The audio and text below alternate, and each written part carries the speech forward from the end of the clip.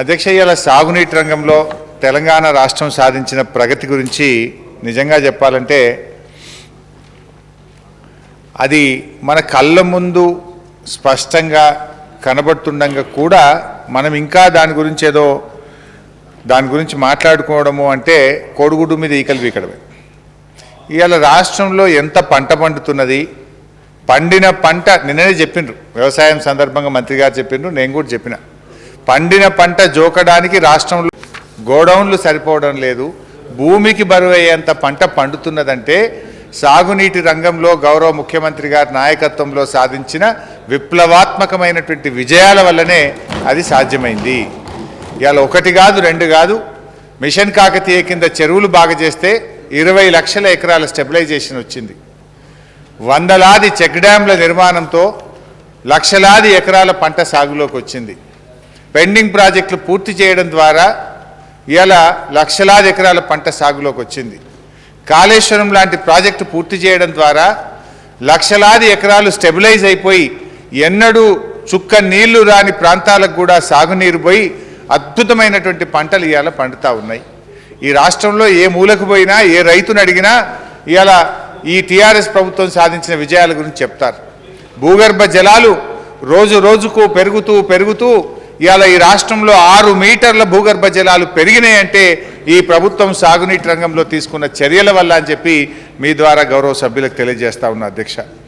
అధ్యక్ష, ఇవాళ గౌరవ ముఖ్యమంత్రి గారి నాయకత్వంలో గోదావరి నదిలోని ప్రతి నీటి చుక్కను కూడా వినియోగించుకునేటువంటి ప్రయత్నం చేసి మనకు అలకేట్ చేసినటువంటి 967 టీఎంసీల నీళ్లను ఇవాళ సంపూర్ణంగా రాష్ట్రం వినియోగించుకునే ప్రయత్నం చేస్తూ ఉంది.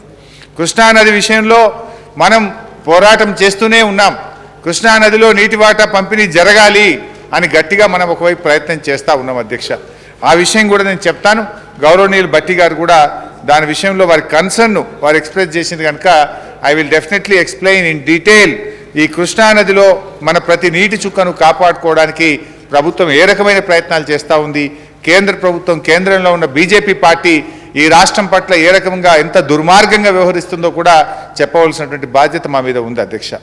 అధ్యక్ష, ఈరోజు రాష్ట్రంలో మన ముఖ్యమంత్రి గారు మన ప్రభుత్వం వచ్చిన తర్వాత దాదాపు 17,23,000 ఎకరాల కొత్త ఆయకట్టు, 30 లక్షల ఎకరాలు స్టెబిలైజ్ చేయడం జరిగింది.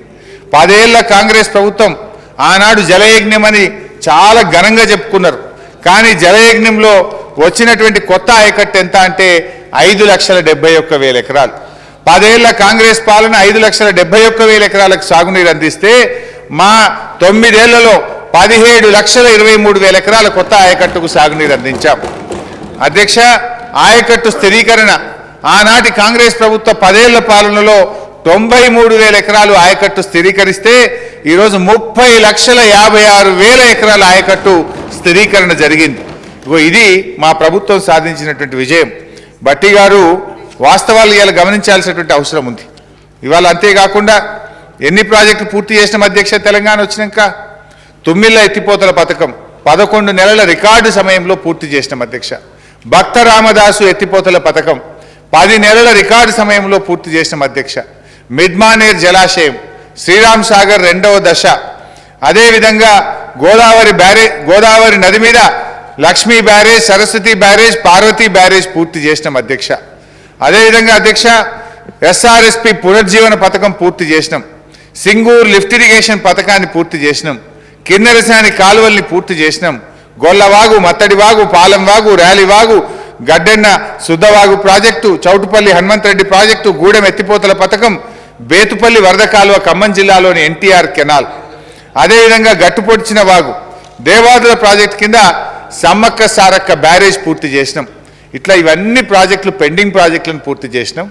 అదేవిధంగా కొన్ని కొత్తగా స్టార్ట్ చేసిన ప్రాజెక్టులను కూడా పూర్తి చేయడం వల్లనే ఈ యొక్క ఫలితాలు వచ్చినటువంటి విషయాన్ని గౌరవ సభ్యులు గమనించాలి. గౌరవనీయులు భట్టి గారు ఎంతసేపు కాళేశ్వరం ప్రాజెక్టు మీద బురద జల్లాలి, కాళేశ్వరం ద్వారా ఈ ప్రభుత్వానికి మంచి పేరు వచ్చింది, దాన్ని ఏ రకంగానైనా కొంత బురద జల్లడం ద్వారా ఈ ప్రభుత్వానికి వచ్చిన పేరును కొంత చెడగొట్టాలనే ప్రయత్నం చేస్తుంటారు. వాస్తవానికి కాళేశ్వరం ప్రారంభించినప్పుడు కూడా అధ్యక్ష చాలామంది చాలా రకాలుగా మాట్లాడే ప్రయత్నం చేసిండ్రు. మేము బతికుండంగా చూస్తామా అన్నారు. ఇది ఒక రియల్ ఎస్టేట్ వ్యాపారము అన్నారు. ఈ నీళ్లు అసలు వస్తాయా? ఇంత ఎత్తుకు 100 మీటర్ల ఎత్తున ఉండే గోదావరి 618 మీటర్ల కొండపోచమ్మ సాగర్ మీదికి, అంటే 518 కిలోమీటర్లు, మోర్ దాన్ హాఫ్ ఏ కిలోమీటర్ నీళ్లు ఎత్తిపోసి ఈ 10 స్టేజెస్ లిఫ్ట్ ఇరిగేషన్ ప్రాజెక్ట్ అసలు సాధ్యమవుతుందా? ఈ ప్రపంచంలోనే ఎక్కడ లేనిది తెలంగాణలో ఎట్లా జరుగుతుందని ఎన్నో రకాలుగా వీళ్ళు అనుమానాలు సృష్టించే ప్రయత్నం చేసింది.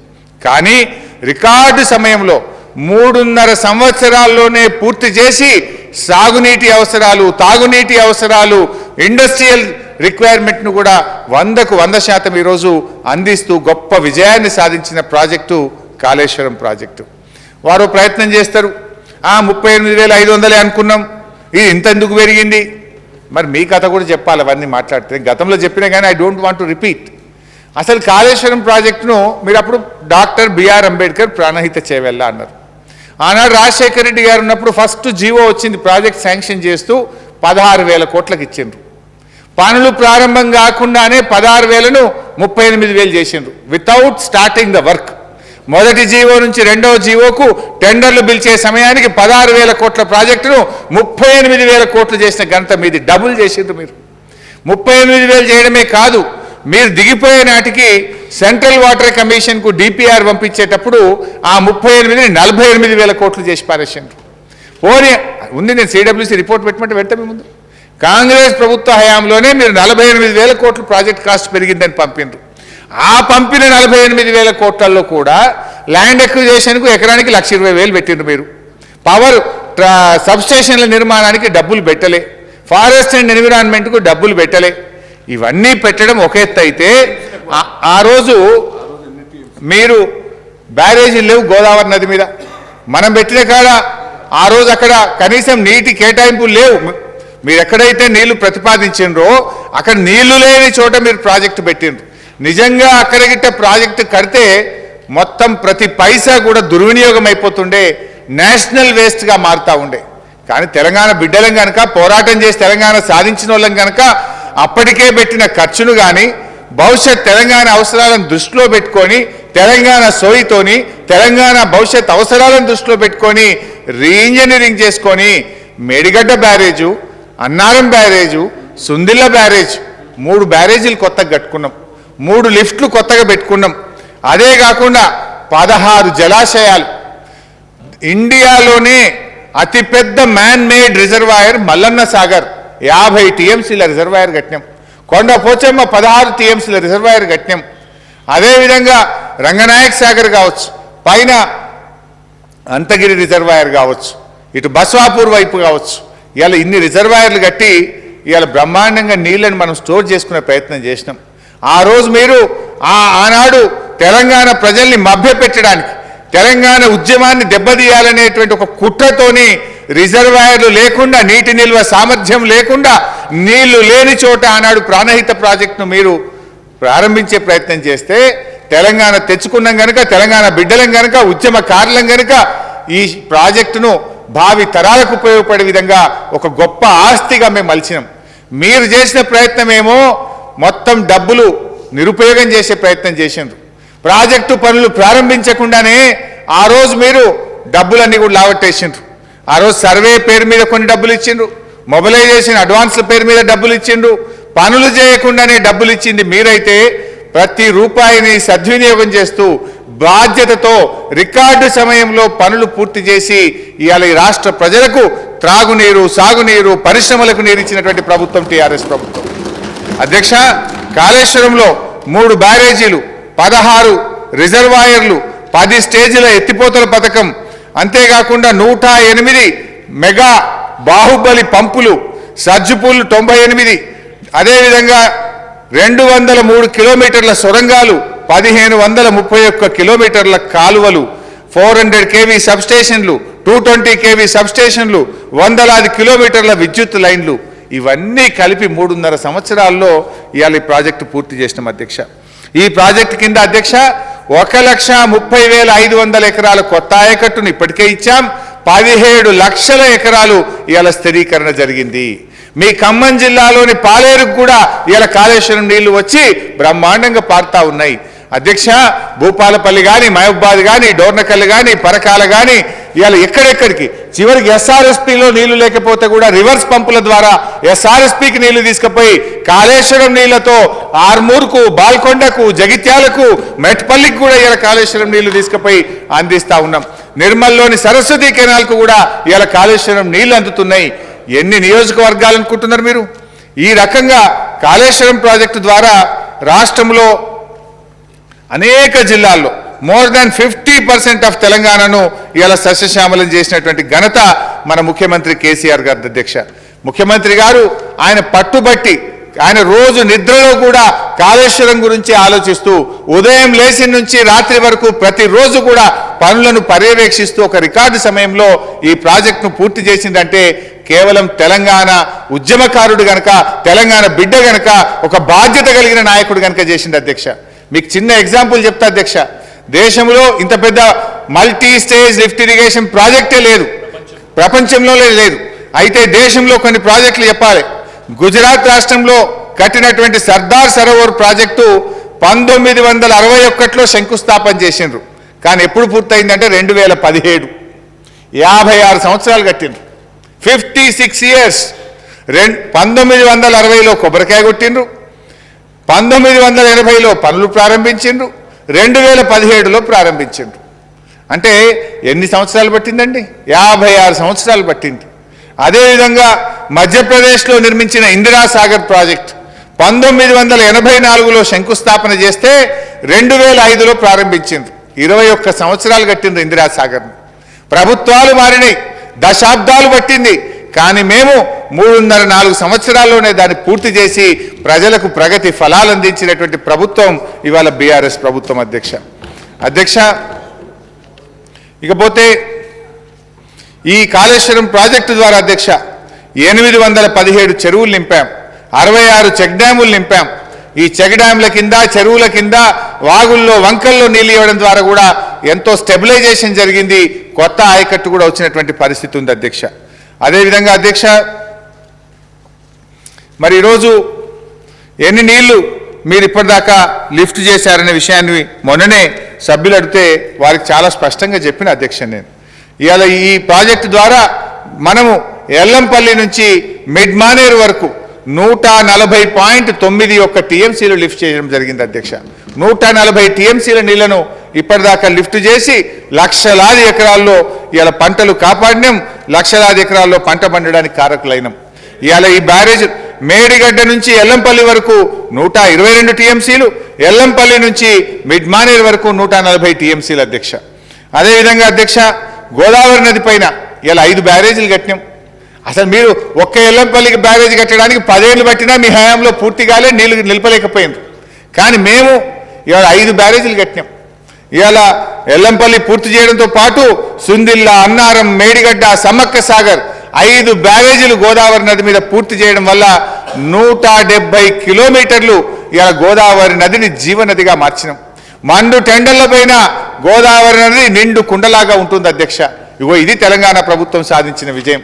పోయి చూడండి, ఎండాకాలం పోయి చూస్తే 170 కిలోమీటర్లు ఎటు చూసినా ఒక సముద్రమూలే గోదావరి నది నిండు గర్భిణిలాగా, నిండు కుండలాగా ఇవాళ గోదావరి నది 170 కిలోమీటర్లు ఉంటుందంటే ప్రభుత్వం మా నాయకుడు కేసీఆర్ సాధించినటువంటి విజయం అని మనం చేస్తా ఉన్నాం అధ్యక్ష. 3.5 ఏళ్లలో ఒక ప్రాజెక్టుకు కేంద్ర ప్రభుత్వం నుంచి 16 అనుమతులు తేవడం, ఫారెస్ట్ క్లియరెన్స్ తేవడం, ఎన్విరాన్మెంట్ క్లియరెన్స్ తేవడం, డిజైన్స్ చేయడం, ప్రాజెక్టు ఎగ్జిక్యూట్ చేయడం అంటే ఇది దేశ చరిత్రలో ఒక రికార్డ్ అనేటువంటి విషయాన్ని గౌరవ సభ్యులకు తెలియజేస్తున్నా అధ్యక్ష. ప్రాజెక్టును రూపకల్పన చేయడం, అనుమతులు సాధించడం, డిజైన్స్ అప్రూవ్ చేసుకోవడం, ప్రాజెక్టును ఎగ్జిక్యూట్ చేయడం, ఇదంతా 3.5 ఏళ్ల కాలంలో జరగడం అనేది ఇది ఈ దేశ చరిత్రలో ఒక రికార్డ్ అని చెప్పి మీ ద్వారా గౌరవ సభ్యులకు తెలియజేస్తున్నా అధ్యక్ష. అంతేకాకుండా భట్టి గారు పెండింగ్ ప్రాజెక్టులను మేము పట్టించుకోలేదు అనేటువంటి ప్రయత్నం మళ్ళీ ఒకసారి మా మీద బురద జల్లేటువంటి ప్రయత్నం చేసిండ్రు అధ్యక్ష. కానీ నేను మళ్ళీ కూడా చెప్తున్నా అధ్యక్ష భట్టి గారికి, ఇవాళ మేము మరి పాలమూరు జిల్లాలో కల్వకుర్తి, నెట్టంపాడు, భీమా మేము పట్టించుకుందే ఇవాళ 5,69,000 ఎకరాలు బారుతుందా? మీరు ఇందాక మళ్ళీ బుల్డోజ్ చేసే ప్రయత్నం చేస్తుండ్రు. అంత మేము కట్టేసినా మీరు వచ్చి బటనొత్తిర్రు అంటారు. మరి బటనొత్తేది ఉంటే మేము ఎందుకు 3,663 కోట్ల రూపాయలు ఖర్చు పెట్టాల్సి వచ్చింది? 3663 కోట్ల రూపాయలు ఖర్చు పెట్టి మేము చిత్తశుద్ధితో మా నిరంజనన్న నేను కల్వకుర్తి పంప్ హౌస్ల దగ్గర రాత్రిపూట నిద్రపోయి ఇంజనీర్ల వెంటబడి పనిచేయించినాం. మేము గెస్ట్ హౌస్లలో పడుకోలే, పంప్ హౌస్ల దగ్గర నేల మీద పడుకొని మేము పనిచేయించినటువంటి ప్రభుత్వం ఈ ప్రభుత్వం అధ్యక్ష. మేమందరం కూడా ఆ రోజుల్లో అక్కడ పోయి పంప్ హౌస్ల దగ్గర పడుకొని రాత్రింబవళ్ళు వెంటబడి ఇవాళ పనులు చేసిన కనుకనే పాలమూరు జిల్లా ఇవాళ సస్యశ్యామలంగా మారుతా ఉంది అధ్యక్ష. 10 ఏళ్ల బాబుగారి పాలన, 10 ఏళ్ల కాంగ్రెస్ పాలన, అటు టీడీపీ కాంగ్రెస్ 20 ఏళ్ళు మీరు పాలించిన పాలమూరు ప్రజల పొలాలు తడపలేకపోయినరు. కానీ మేము 3.5-4 ఏళ్లలోనే పాలమూరు పచ్చబడ్డదంటే అది బీఆర్ఎస్ ప్రభుత్వం యొక్క ఘనత, మా నాయకుడి ఘనత అని చెప్పి నేను మనవి చేస్తా ఉన్నా అధ్యక్ష. అదేవిధంగా పాలమూరు రంగారెడ్డి ఎత్తిపోతల పథకం, అఫ్కోర్స్ కృష్ణానదికి పోయినప్పుడు అవన్నీ కలిపి డీటెయిల్స్తో చెప్తా కానీ అధ్యక్ష, ఇవాళ రాయలసీమ గురించి ఇప్పుడే వారికి తెలియజేసిన అధ్యక్ష. ఎస్ఎల్బీసీ టనల్ గురించి కూడా వారు అడిగారు. ఎస్ఎల్బీసీ టనల్ ఇప్పటికి 44 కిలోమీటర్లు దాదాపుగా పూర్తి కావచ్చింది. ఇంకా కావాల్సింది కొద్దిగా ఉంది. అది కూడా స్పీడ్ కాదు, 1 కాదు, ఇంకా అది త్వరగానే పూర్తి చేసే ప్రయత్నం చేస్తాం.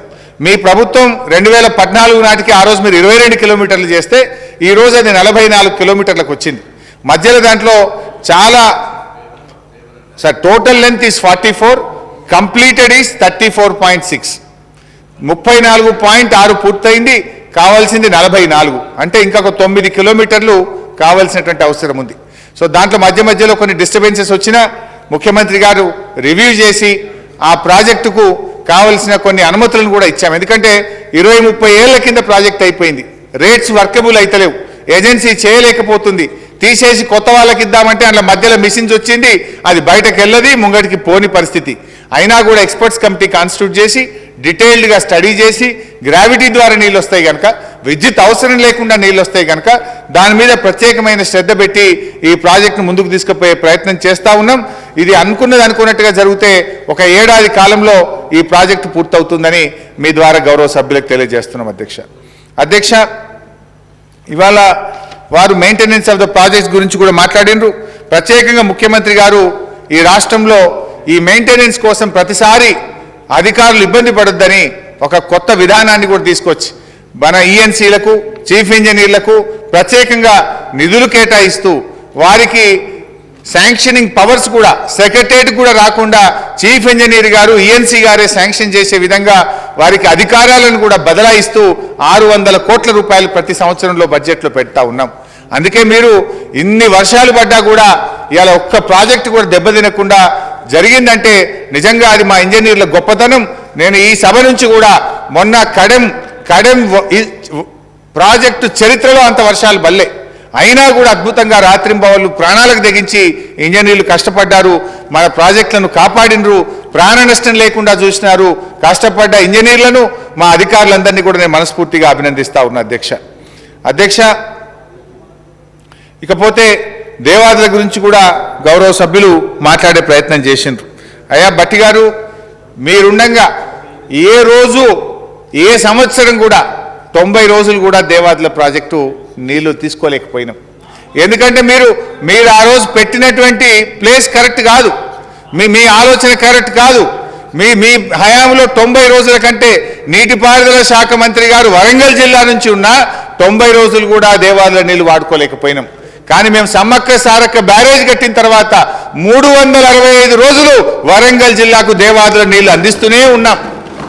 అప్పటి ఉమ్మడి వరంగల్ జిల్లాలోని చిట్ట చివరి ప్రాంతమైనటువంటి చేర్యాల ప్రాంతానికి, మద్దూరు ప్రాంతానికి, కొమరెల్లి ప్రాంతానికి, బచ్చన్నపేట లాంటి ప్రాంతానికి, జనగామకు, అటు పాలకుర్తికి, ప్రతి ప్రాంతానికి కూడా ఇవాళ 365 రోజులు దేవాదుల నీళ్లు తెచ్చి అద్భుతంగా వరంగల్ జిల్లాను ఇవాళ సస్యశ్యామలం చేస్తూ 2 పంటలకు కూడా నీరు అందిస్తూ ఉన్నామని మీ ద్వారా గౌరవ సభ్యులకు తెలియజేస్తున్నారు అధ్యక్ష.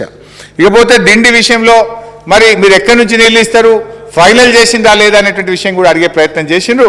వట్టెం రిజర్వాయర్ నుంచి, పాలమూరు ఎత్తిపోతల పథకంలో భాగంగా ఉన్న వట్టెం రిజర్వాయర్ నుంచి దిండి ప్రాజెక్టుకు నీళ్లు డ్రా చేయాలని చెప్పి ప్రభుత్వం నిర్ణయించింది.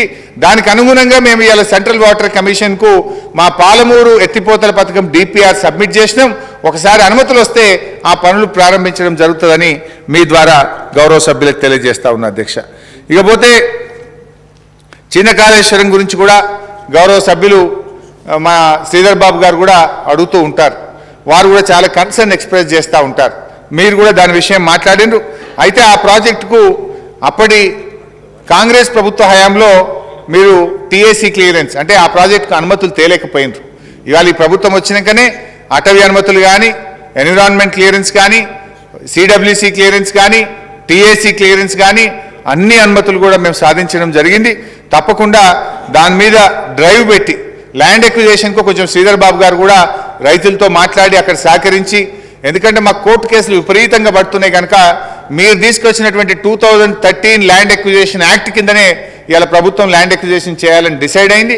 మీరు కొద్దిగా సహకరించి ల్యాండ్ ఎక్విజిషన్కు మీరు కోఆపరేట్ చేసి రైతుల్ని ఒప్పించి మెప్పించగలిగితే వేగవంతంగా దాన్ని పూర్తి చేయడానికి మా ఇంజనీర్లు కృషి చేస్తారు. మేము కూడా దానికి అవసరమైన నిధులు కూడా తప్పకుండా కేటాయించేటువంటి ప్రయత్నం చేస్తాం అధ్యక్ష. అదేవిధంగా అధ్యక్ష, ఐడీసీ లిఫ్ట్లు పనిచేయడం లేదని ఓ స్వీపింగ్ రిమార్క్స్ బట్టి గారు చేసిండ్రు. అయితే అధ్యక్ష, ఐడీసీ ఇలా అద్భుతంగా పనిచేస్తుంది. ఇప్పటికీ 418 లిఫ్ట్లు చక్కగా ఈ రాష్ట్రంలో పనిచేస్తున్నాయి. ఐడీసీ కింద ఈ 418 లిఫ్ట్ల కింద 3,38,000 ఎకరాలకు ఆయకట్టుకు నీరు కూడా అందించడం జరుగుతూ ఉందని మీ ద్వారా గౌరవ సభ్యులకు తెలియజేస్తా ఉన్నాం అధ్యక్ష. అధ్యక్ష, మనకు రాష్ట్రంలో లిఫ్ట్లు అన్నీ కలిపితే 600 దాకా ఉంటాయి అధ్యక్ష. అందులో 418 లిఫ్ట్లు అద్భుతంగా పూర్తిగా పనిచేస్తున్నాయి. మిగతాయి కొన్ని పాక్షికంగా పనిచేస్తూ ఉన్నాయి. మొత్తంగా 3,38,000 ఎకరాలకు ఐడీసీ కింద సాగునీరు ఇస్తూ ఉన్నాం. అవి కూడా చాలా లిఫ్ట్లు మీరు మాకు హ్యాండ్ ఓవర్ చేసినాడు మొత్తం శిథిలావస్థలో ఉండే. ఈ ప్రభుత్వం వచ్చినాకనే వాటి బూజు దులిపి దుమ్ము దులిపి వాటికి నిధులు కేటాయించి అన్ని లిఫ్ట్లను కూడా మరమ్మతు చేసి ఇలా ఫంక్షనల్ చేసినాం కనుకనే 3,38,000 ఎకరాలకు ఇలా నీరంతా ఉంది అధ్యక్ష. ఇకపోతే అధ్యక్ష, మా బట్టి గారు ఇందాక కూడా మాట్లాడితే నేను కరెక్షన్ చేసే ప్రయత్నం చేసిన అధ్యక్ష. వీళ్ళకి ఏంటంటే అధ్యక్ష, ఒక ఉపద్రవం లాంటిది ప్రకృతి వైపరీత్యం సంభవిస్తే దాన్ని రాజకీయంగా వాడుకునే ప్రయత్నం చేసిండ్రు. గోదావరి నది చరిత్రలో అత్యధిక ఫ్లడ్స్ ఎప్పుడు వచ్చినాయంటే 1986 సంవత్సరంలో వచ్చినాయి. 1986లో వచ్చినటువంటి ఫ్లడ్స్ ప్రకారం 20 లక్షల క్యూసెక్కుల వరద గోదావరి నదిలో వచ్చిందని, ఆ నదిలో మరి ఆ రోజు నమోదైనటువంటిది ఏంటంటే 20 లక్షల క్యూసెక్కుల నీరు అనేటువంటిది ప్రవహించి చాలా అప్పుడు నష్టం జరిగింది. అటు భద్రాచలంలో కానీ, ఇటు వరంగల్ జిల్లా ఏటూరు నాగారం ప్రాంతంలో కానీ, మరి ఇటు ధర్మపురి, మరి రామగుండం ప్రాంతంలో, అటు మంచిర్యాల ప్రాంతంలో చాలా నష్టం జరిగింది అధ్యక్ష.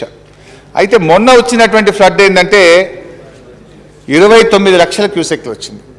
అంటే గోదావరి నది చరిత్రలో హయ్యెస్ట్ ఫ్లడ్ రికార్డ్ అయింది 1986లో 20 లక్షలు.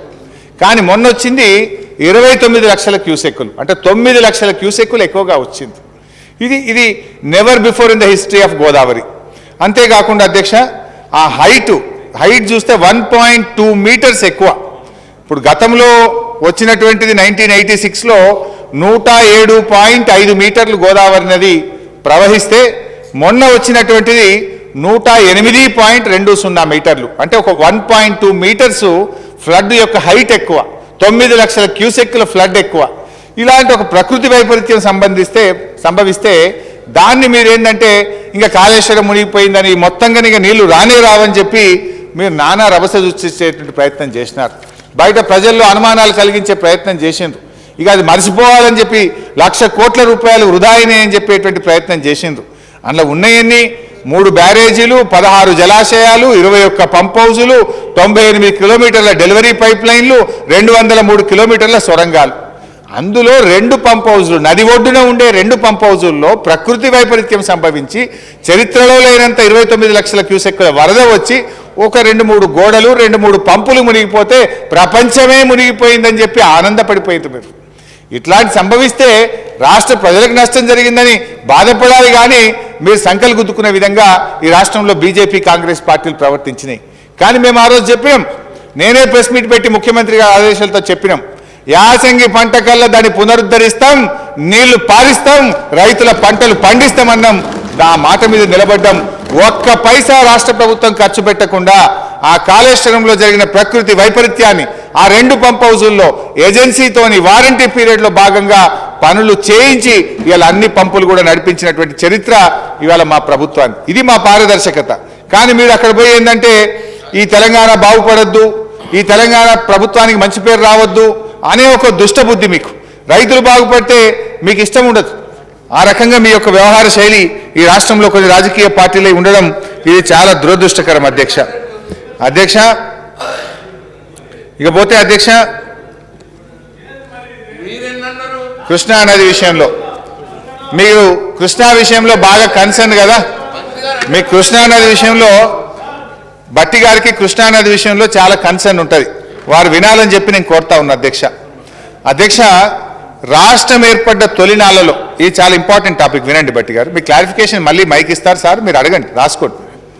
కృష్ణా నది విషయంలో అధ్యక్ష తెలంగాణ ముఖ్యమంత్రి కేసీఆర్ గారి కన్సర్న్ ఒక్కసారి మనం అర్థం చేసుకోవాలి.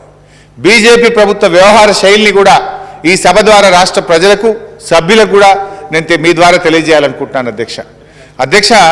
కృష్ణా నదిలో తెలంగాణ వాటా ఎంతనో తేల్చండి అని మేము కేంద్ర ప్రభుత్వాన్ని అడిగినాం. ముఖ్యమంత్రి గారికి ఎంత కన్సర్న్, ఎందుకంటే తెలంగాణ ఉద్యమ ట్యాగ్ లైనే నీళ్లు, నిధులు, నియామకాలు. ఆ నీళ్ల విషయంలో ముఖ్యమంత్రి గారికి ఎంత తపన ఉంటుంది అనడానికి నేను కొన్ని ఉదాహరణలు చెప్పే ప్రయత్నం చేస్తా, సాక్ష్యాధారాలతో సహా కూడా వచ్చిన అధ్యక్ష. రాష్ట్రం ఏర్పడ్డది 2 జూన్ 2014. రాష్ట్రం ఏర్పడ్డ కొద్ది రోజుల్లోనే 14/7/2014 అంటే 42 రోజులు, ఈ రాష్ట్రం ఏర్పడ్డ 42వ రోజు మొత్తం దీన్ని స్టడీ చేసి అర్థం చేసుకొని కేంద్ర ప్రభుత్వం దగ్గర కృష్ణా నదీ జలాల్లో మా వాటా తేల్చాలనేటువంటి అప్పీల్ 42 రోజుల్లో తయారు చేయించి వారి అపాయింట్మెంట్ తీసుకొని స్వయంగా ముఖ్యమంత్రి గారు 14 జూలై 2014 నాడు సెక్షన్ 3 ISRWD యాక్ట్ కింద మన యొక్క అప్పీల్ ఫైల్ చేయడం జరిగింది. అయితే అధ్యక్ష, ఈ సెక్షన్ 3 ISWRD యాక్ట్ కూడా ఏం చెప్తుందో ఒకసారి నేను చెప్పే ప్రయత్నం చేస్తా అధ్యక్ష. ఈ సెక్షన్లో చాలా స్పష్టంగా వారు చెప్పడం జరిగింది అధ్యక్ష. అయితే ఈ సెక్షన్ 3 కింద మనం ఫైల్ చేసి కేంద్ర ప్రభుత్వం దగ్గర వేసినాం అధ్యక్ష. వేస్తే అదే కేంద్రం ఏం చేసింది అధ్యక్ష, 10/8/2015 అంటే మనము 2014 జూలైలో వేస్తే ఆగస్టు 2015 వరకు దాని మీద ఏ నిర్ణయం కూడా తీసుకోలేదు. కానీ చట్టం ఏం చెప్తుంది అధ్యక్ష, మీరు ఏ రాష్ట్రమైనా తమ రాష్ట్రం యొక్క హక్కుల గురించి, తమ వాటా గురించి కేంద్ర ప్రభుత్వం ముందు ఏదైనా ఫైల్ చేస్తే దాన్ని ఖచ్చితంగా ఒక ఏడాదిలోగా మీరు పరిష్కరించాలి, 12 నెలల్లోగా దాన్ని పరిష్కరించాలి, లేదా ఒక ట్రిబ్యునల్కు మీరు దాన్ని రెఫర్ చేయాలి. ట్రిబ్యునల్కు రెఫర్ చేసి పరిష్కారం చేయండి. ఇది మన దేశంలో ఉన్నటువంటి చట్టం అధ్యక్ష. కానీ దురదృష్టమైంది అధ్యక్ష, 13 నెలలైనా కూడా కేంద్ర ప్రభుత్వం స్పందించలేదు, వాళ్ళు నిర్ణయం తీసుకోలేదు, ట్రిబ్యునల్కు రెఫర్ చేయలేదు. ఊరుకున్నామా అధ్యక్ష? మేము వెంటనే సుప్రీంకోర్టులో ఫైల్ చేసినాం అధ్యక్ష. ఫస్ట్ ఎప్పుడు ఫైల్ చేసినామంటే 10/8/2015, 10 ఆగస్టు 2015 ఒక ఏడాది పాటు ఎదురు చూసి 10ల సంఖ్యలో వాళ్ళను కలిసి 10ల సంఖ్యలో ఉత్తరాలు రాసి కేంద్ర ప్రభుత్వం మీద ఒత్తిడి తెచ్చినా కేంద్రం దాన్ని పరిష్కారం చేయడంలో విఫలమైతే ఆగస్టు 2015 సుప్రీంకోర్టు దగ్గర పోయినాం అధ్యక్ష. అయినా కూడా సుప్రీం న్యాయవాదులను పెట్టి ఎంతో గట్టిగా మేము ప్రయత్నం చేస్తూ పోయినాం అధ్యక్ష. అయితే ఆ కేంద్రం దాన్ని తేల్చలేకపోయింది. ఆ సుప్రీంకోర్టులో నిర్ణయం రాలేదు. కానీ ఈ అపెక్స్ కౌన్సిల్ మీటింగ్స్ జరుగుతూ ఉంటాయి. మీకు తెలుసా అధ్యక్ష, ఈ 2 రాష్ట్రాల మధ్య వివాదం ఉంటే మన ఆంధ్రప్రదేశ్ తెలంగాణ మధ్య కేంద్ర నీటిపారుదల శాఖ మంత్రి చైర్మన్గా, 2 ముఖ్యమంత్రులు సభ్యులుగా అపెక్స్ కమిటీ సమావేశాలు జరుగుతాయి. 2వ అపెక్స్ కమిటీ మీటింగ్ జరిగింది అధ్యక్ష ఢిల్లీలో. మరి 2వ అపెక్స్ కమిటీ మీటింగ్ జరిగితే మన ముఖ్యమంత్రి గారు, ఆంధ్రప్రదేశ్ ముఖ్యమంత్రి గారు కూడా మీటింగ్ పోయినరు. కేంద్ర జలవనరుల మంత్రి భైరవ్ సింగ్ షెకావత్ గారు ఆ మీటింగ్ చైర్మన్గా ఉన్నారు. ఆ మీటింగ్లో జరిగిన మినిట్స్ ఒకసారి నేను చదివి మీ ద్వారా వినిపించాలనుకుంటున్నాను అధ్యక్ష. ఆ మీటింగ్లో ఈ సెకండ్ అపెక్స్ కమిటీ మీటింగ్ 6/10/2020 నాడు జరిగింది. ఆ మీటింగ్లో ఏమైందంటే అధ్యక్ష, ఆ meeting minutes, concluding the meeting, Honorable Minister of Jal Shakti summarized the decisions taken after the detailed deliberations. మొత్తం మీటింగ్ యొక్క సారాంశాన్ని మంత్రి గారు వివరించిందని చెప్తూ, for considering the request of Telangana for a tribunal under section 3 of the ISRWD Act of 1956, Telangana has to withdraw the case it has filed in the Supreme Court on the subject. After receiving such assurance, Minister of Jal Shakti, Government of India will seek legal opinion on whether a new tribunal has to be appointed or new terms of reference can be issued to KWD2 to hear the matter. The Honorable CM of Telangana agreed to withdraw the case in Supreme Court. So, ఇది ఎవరు చెప్పిండ్రు? ఎవరో చిన్నపిల్లలు చెప్పిందో, రాజకీయాల కోసం మాట్లాడిందో కాదు. It is an highest body, apex council. చెప్పింది స్వయంగా కేంద్ర జలవనరుల మంత్రి. మీరు సుప్రీంకోర్టులో కేసు విత్డ్రా చేస్తే అయితే కొత్త ట్రిబ్యునల్ అన్నా ఫామ్ చేస్తా, లేదు ఇప్పుడున్నటువంటి బ్రిజేష్ కుమార్ ట్రిబ్యునల్కైనా దీన్ని రెఫర్ చేస్తామని స్వయంగా కేంద్ర మంత్రి గారు ఇద్దరు ముఖ్యమంత్రుల సమక్షంలో రాష్ట్ర మరియు కేంద్ర జలవనరుల శాఖ అధికారుల మధ్య చెప్పిన మినిట్స్ ఇది. సరే, అంత పెద్ద మనిషి చెప్పినప్పుడు నమ్మాలి కదా అధ్యక్ష. నమ్మి వారి మాటను గౌరవించి మనం కేసు విత్డ్రా చేసుకున్నాం. ఆ కేసు విత్డ్రా చేసుకొని తిరిగి మళ్ళీ ఇప్పుడున్నటువంటి కేంద్ర జలవనరుల శాఖ మంత్రి దగ్గర మనం ఫైల్ చేసినాం అధ్యక్ష. ఎప్పుడు ఫైల్ చేసినామంటే 6/10/2021 నాడు మనం కేంద్ర ప్రభుత్వం మన సుప్రీంకోర్టులో విత్డ్రా చేసుకొని తిరిగి మళ్ళీ మనం ఇప్పుడున్నటువంటి కేంద్ర మంత్రి గారి దగ్గర వేసినాం. ఇప్పుడు కూడా వేసి ఎన్ని రోజులైంది అధ్యక్ష? ఇప్పుడు కూడా కరెక్ట్గా 16 నెలలు అయింది. 12 నెలల్లోగా చేయాలని చట్టం చెప్తుంది అధ్యక్ష. ఆ చట్టం కూడా ఒకసారి చదివి వినిపిస్తా అధ్యక్ష. This is the interstate river water disputes act 1956. I will read out the section 3 of this act అధ్యక్ష. ఇందులో ఏమంటుందంటే అధ్యక్ష, సెక్షన్ 3 and 4 చూస్తే, when any request under section 3 is received from any state government in respect of any water dispute and the central government is of opinion that the water dispute cannot be settled by negotiations, the central government shall, within a period not exceeding 1 year from the date of receipt of such request, by notification in the official gazette, constitute a water dispute tribunal for the adjudication of the water dispute.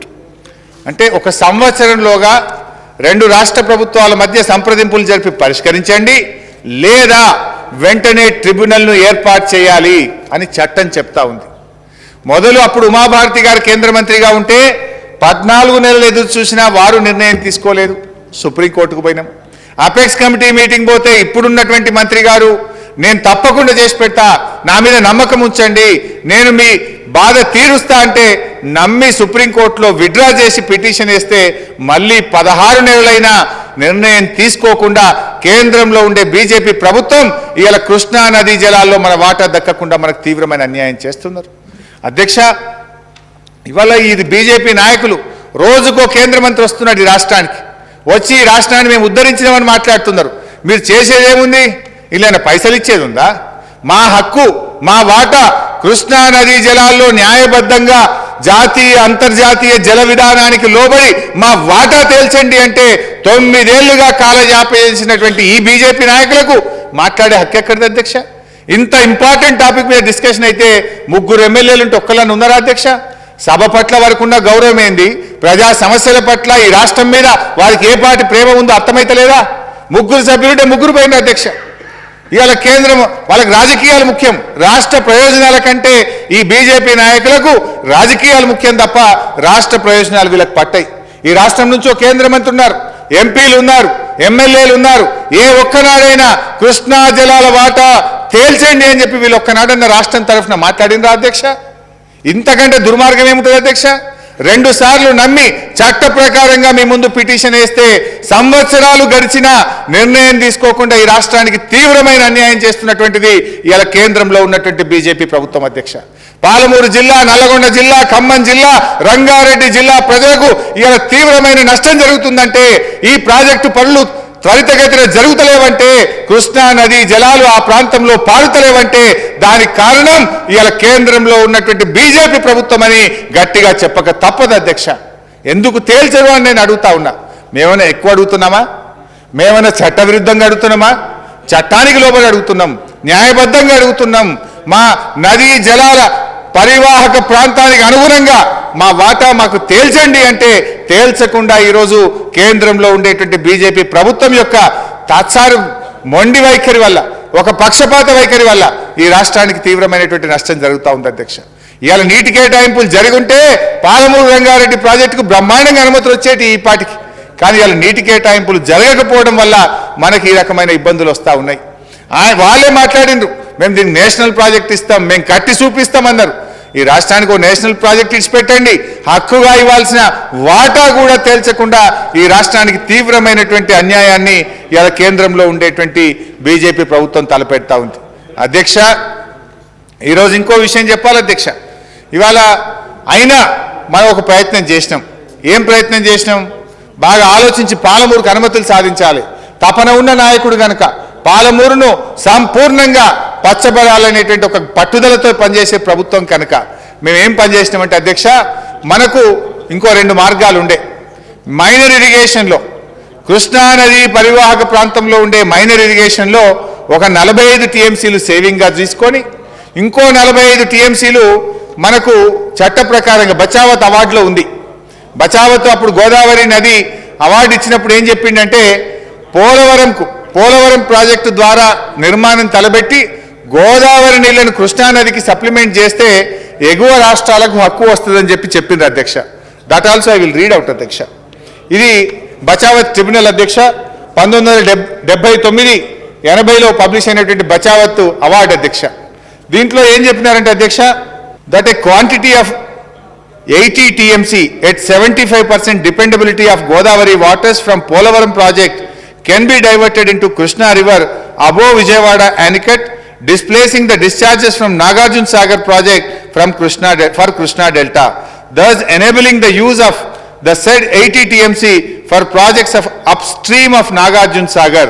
The states of Andhra Pradesh, Karnataka agreed the said quantity of 80 TMC shall be shared in proportion.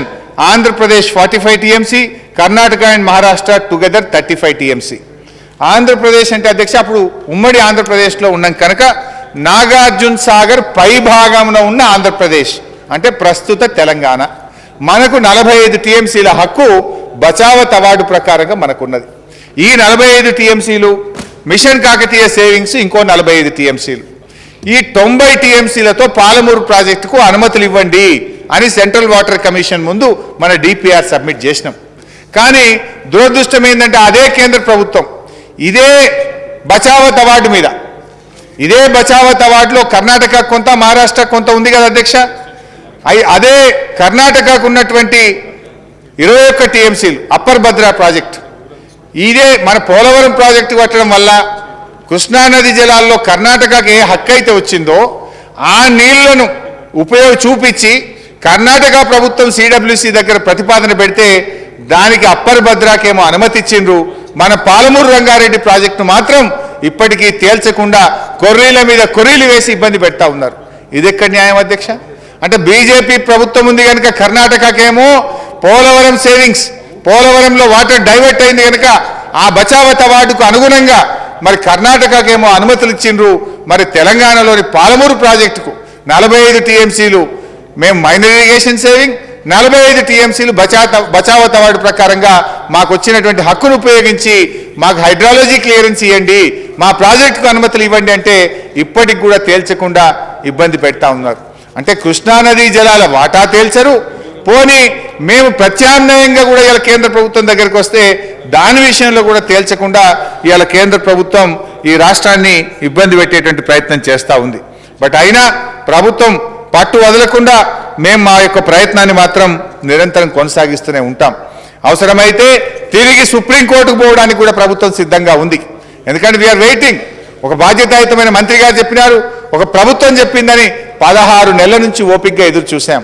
ఒట్టి ఎదురు చూడమంటే ఎదురు చూడడం కాదు, ముఖ్యమంత్రి గారు స్వయంగా వెళ్ళి ప్రధానమంత్రి గారింటికి వెళ్ళినారు, కేంద్ర మంత్రి షెకావత్ గారింటికి బేసిజాలు లేకుండా ఈ రాష్ట్ర ప్రయోజనాలు కాపాడుకోవాలి, ప్రతి నీటి చుక్క రేపటి భవిష్యత్ తరాలకు చాలా అవసరమని చెప్పి స్వయంగా ముఖ్యమంత్రి గారు కేంద్ర మంత్రి గారి ఇంటికి వెళ్ళి కలిశారు, కార్యాలయానికి వెళ్ళి కలిశారు. నెలల తరబడి మా అధికారులు, మా ఈఎన్సీ గారు, మా సెక్రటరీ గారు ఢిల్లీలో రోజుల తరబడి, నెలల తరబడి కూడా ఆ సిడబ్ల్యూసి ఆఫీస్ చుట్టూ, జలశక్తి ఆఫీస్ చుట్టూ తిరుగుతూ మేము నిరంతరం ప్రయత్నం చేస్తూ ఉన్నాం. పదుల సంఖ్యలో ముఖ్యమంత్రి గారు కేంద్ర ప్రభుత్వానికి ఉత్తరాలు కూడా రాసి మా వాటా తేల్చండి కృష్ణానదిలో అని చెప్పి కేంద్ర ప్రభుత్వం యొక్క వెంట పడుతూనే ఉన్నాం అధ్యక్ష. బట్ అయినా ఇవాళ కేంద్ర ప్రభుత్వం ఒక మొండిగా ఇవాళ ఈ రకమైనటువంటి ప్రయత్నం చేస్తూ ఉంది. ఈ రాష్ట్రం మీద కక్ష కట్టినట్టుగా ప్రవర్తన చేస్తూ ఉంది. రాష్ట్రం వచ్చిన తొలినాళ్ళలోనే మన మండలాలు తీసుకుపోయి పక్క రాష్ట్రంలో కలిపిండ్రు. లోయర్ సీలేర్ ప్రాజెక్టును లాక్కొని పోయిండ్రు. కృష్ణానది వాటా తేల్చకుండా చేస్తూ ఉన్నారు. అడుగడుగున ఇలా కేంద్రంలో ఉండే బీజేపీ ప్రభుత్వం ఈ రాష్ట్రానికి అన్యాయం చేస్తున్నటువంటి పరిస్థితి కూడా మనకు స్పష్టంగా కనబడతా ఉంది అధ్యక్ష. అయినా పాలమూరు ప్రాజెక్టులో మంచి పురోగతి సాధించాం. ట్రిబ్యునల్లో స్టే మీద కూడా గట్టిగా న్యాయవాదులను పెట్టి ప్రయత్నం చేస్తూ ఉన్నాం. డ్రింకింగ్ వాటర్ కాంపోనెంట్ కూడా ఉంది కనుక ఆ స్టే ఎత్తివేయాలని చెప్పి కూడా ఒత్తిడి పెట్టి సీనియర్ న్యాయవాదులతో ఫైట్ చేస్తున్నాం. సిడబ్ల్యూసీలో అనుమతుల కోసం ప్రయత్నం చేస్తున్నాం. పర్యావరణ అనుమతుల కోసం ప్రయత్నం చేస్తున్నాం. ఇలా పాలమూరు ప్రాజెక్ట్ చూస్తే అధ్యక్ష, అంజనగిరి రిజర్వాయర్ 94% పని పూర్తయింది. ఏదుల రిజర్వాయర్ 95% పని పూర్తయింది. వట్టెం రిజర్వాయర్ 91% పని పూర్తయింది. కరివేన రిజర్వాయర్ 87% పని పూర్తయింది. ఉద్దండాపూర్ రిజర్వాయర్ 55% పని పూర్తయింది అధ్యక్ష. ఇక కెనాల్స్ చూస్తే నార్లాపూర్ టు ఏదుల 84% పని పూర్తయింది. ఏదుల టు వట్టెం 99% పని పూర్తయింది. వట్టెం టు కరివేన 96% పని పూర్తయింది అధ్యక్ష. అంటే ఇంత ప్రోగ్రెస్ మేము సాధించినామో ఒక్కసారి అర్థం చేసుకోండి. అదేవిధంగా అధ్యక్ష, tunnels Narlapur to Yedula tunnel excavation 13 కిలోమీటర్లు కంప్లీట్ అయిపోయింది అధ్యక్ష. ఏదుల టు వట్టెం 9.5 కిలోమీటర్లు టనల్ ఎక్స్కవేషన్ పూర్తయిపోయింది అధ్యక్ష. పంప్ హౌజులు అధ్యక్ష, నార్లాపూర్ ఏదుల ఈ 2 పంప్ హౌజులు కూడా ఒక 2-3 నెలల్లో 2 పంప్ హౌజులు కూడా అంటే అనుమతి వస్తే 2-3 నెలల్లో పూర్తి చేయడానికి సిద్ధంగా 2 పంప్ హౌజులు కూడా ఉన్నాయి అధ్యక్ష. ఉద్దండాపూర్ పంప్ హౌస్ కూడా మనకు అనుమతి వస్తే 2-3 మాసాల్లో దాన్ని కూడా పూర్తి చేయడానికి సిద్ధంగా ఉన్నాం. అంటే ఇదేం సూచిస్తుంది అధ్యక్ష, ఒకవేళ ట్రిబ్యునల్ గిట్ట స్టే ఇచ్చుండకపోతే ఈ పాటికే పాలమూరులో నీళ్లు పోసేటువంటి పరిస్థితి ఉండేది అధ్యక్ష. దురదృష్టం ఏంటంటే కొన్ని ప్రతీప శక్తులు, కొన్ని దుష్ట శక్తులు ఈ రాష్ట్ర ప్రగతిని ఓర్చుకోలేక అడ్డుకునేటువంటి ప్రయత్నం చేస్తూ ఉన్నారు.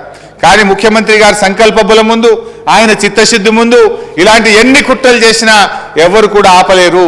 కాళేశ్వరం ప్రాజెక్టు మీద కూడా 300 కేసులు వేసిన ముఖ్యమంత్రి గారి పట్టుదల, మా సిన్సియారిటీ ముందు కేసులు పక్కకు పోయినాయి. ప్రాజెక్టు నిర్మాణం పూర్తయి ప్రజలు ఫలితాలు పొందుతా ఉన్నారు. సో రేపు పాలమూరు విషయంలో కూడా తప్పకుండా మేము విజయం సాధిస్తాం. ఇవాళ పాలమూరు ల్యాండ్ ఎక్విజిషన్ కూడా చూస్తే అధ్యక్ష, 27,030 ఎకరాల్లో 26,823 ఎకరాలు ల్యాండ్ ఎక్విజిషన్ పూర్తయింది. ఇక మిగిలింది 207 ఎకరాలే. 207 ఎకరాలే. దాన్ని కూడా పూర్తి చేస్తాం. ఆ ట్రిబ్యునల్లో ఉండేటువంటి అడ్డంకిని తొలగించుకొని యుద్ధ ప్రాతిపదికన పనులు చేసి పాలమూరు ప్రజల పాదాలను ఆ కృష్ణానది జలాలతో కడిగేదాకా కూడా ఈ ప్రభుత్వం గట్టిగా ప్రయత్నం చేస్తూనే ఉంటుందని చెప్పి మీ ద్వారా గౌరవ సభ్యులకు తెలియజేస్తున్న అధ్యక్ష, ఇవాళ పోలవరం బ్యాక్ వాటర్ ఇష్యూ అది కూడా చాలా ముఖ్యమైనది మన రాష్ట్రానికి. మా బట్టి గారి జిల్లా ఇవాళ పోలవరం బ్యాక్ వాటర్ను వాళ్ళు స్టడీ చేయమంటే చేయక చాలా ఇబ్బంది పెట్టినారు. కానీ మా అధికారులు, మా ఇంజనీర్లు గౌరవ ముఖ్యమంత్రి గారి డైరెక్షన్లో గట్టిగా కష్టపడి ఆ పోలవరం అథారిటీ ముందు గట్టిగా వాదనలు చేసినారు. కేంద్ర ప్రభుత్వం దగ్గర కంప్లైంట్ చేసినారు. గట్టిగా మేము కంప్లైంట్ చేసినాం. ఫైనల్గా మన పోరాటం ఫలించింది, మన కృషి ఫలించింది.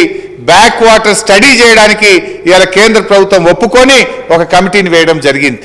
అంటే మనకు నష్టం జరగకుండా మనం ఈ బ్యాక్ వాటర్లో మన ప్రాంతాలు ఇంకెన్ని మునిగిపోతాయి, ఎన్ని గ్రామాలు మునిగిపోతాయి, భద్రాచలం దేవాలయానికి ముప్పు ఉన్నదా, భద్రాచలం పట్టణానికి ఏమైనా ముప్పు ఉన్నదా, ఇదంతా కూడా స్టడీ చేయాలని చెప్పి ఇవాళ మనం ఏదైతే గత కొన్ని సంవత్సరాలుగా వాదిస్తున్నామో చివరిగా మనం ఆ విజయాన్ని సాధించి ఇవాళ దాని మీద ఒక కమిటీ వేస్తూ పూర్తిగా స్టడీ చేయాలని కేంద్ర ప్రభుత్వం నిర్ణయం తీసుకున్నది.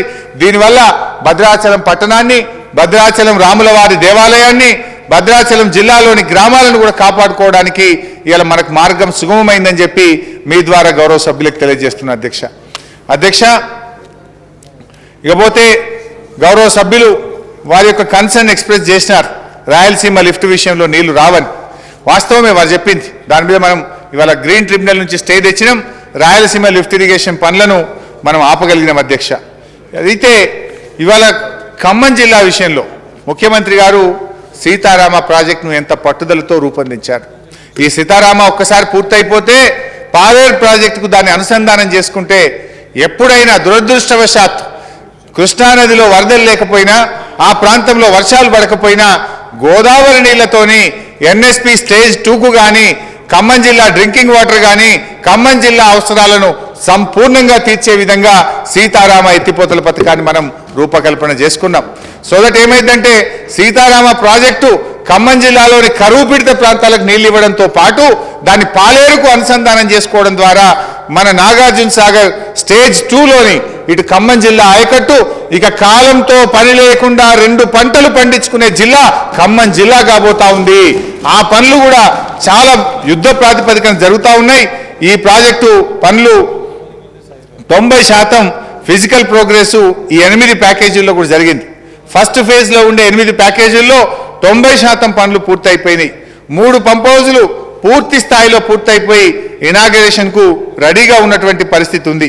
ఈ రకంగా ఈ ప్రాజెక్ట్ని ఇంకా వేగంగా ముందుకు తీసుకుపోయి ఈ వచ్చే ఆర్థిక సంవత్సరం 2023-24లోనే సత్తుపల్లి, అశ్వరావుపేట, ఈ కరువు పీడిత పాలేరులోని ప్రాంతంలోని కరువు పీడిత ప్రాంతాలకు నీళ్లు ఇవ్వడానికి, ఈ ఆర్థిక సంవత్సరంలోనే నీళ్లు ఇవ్వడానికి మా అధికారులు, మా ఇంజనీర్లు రాత్రింబవలు కష్టపడతా ఉన్నారు అధ్యక్ష.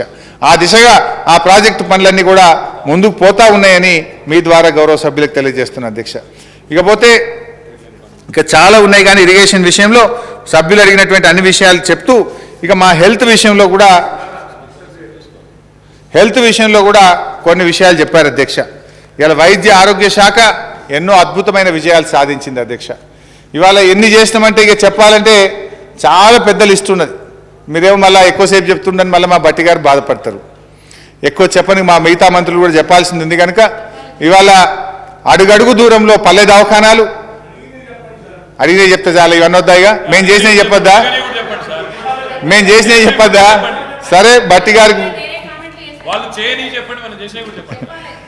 అధ్యక్ష గారు బట్టి గారు ఓన్లీ అడిగినే చెప్పమంటుంటే తగ్గించుకునే ప్రయత్నం చేస్తా అధ్యక్ష. మేమేమో ఇంత మంచి రీజనబుల్గా ఉంటాం, బట్టి అన్న వద్దంటే ఊకుంటున్నా, కానీ ఎప్పుడైనా మేము చెప్తూ ఊకుంటాడా సార్?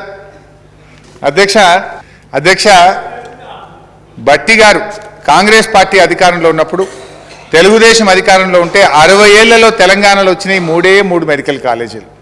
60 ఏళ్లలో మీరు 3 మెడికల్ కాలేజీలు తెస్తే ఈ విద్యా సంవత్సరంలో ఒకే సంవత్సరం 8 ప్రభుత్వ మెడికల్ కాలేజీలు తెచ్చిన ఘనత మా ముఖ్యమంత్రి గారిది.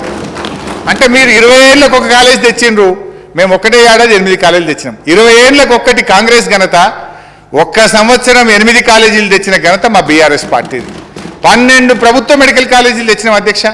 మా బట్టి గారి జిల్లా ఖమ్మం జిల్లాలో ఇలా 2 ప్రభుత్వ మెడికల్ కాలేజీలు కొత్తగూడెంలో ప్రారంభమైంది, ఖమ్మం జిల్లాలో ఈ సంవత్సరం ప్రారంభించబోతా ఉన్నాం.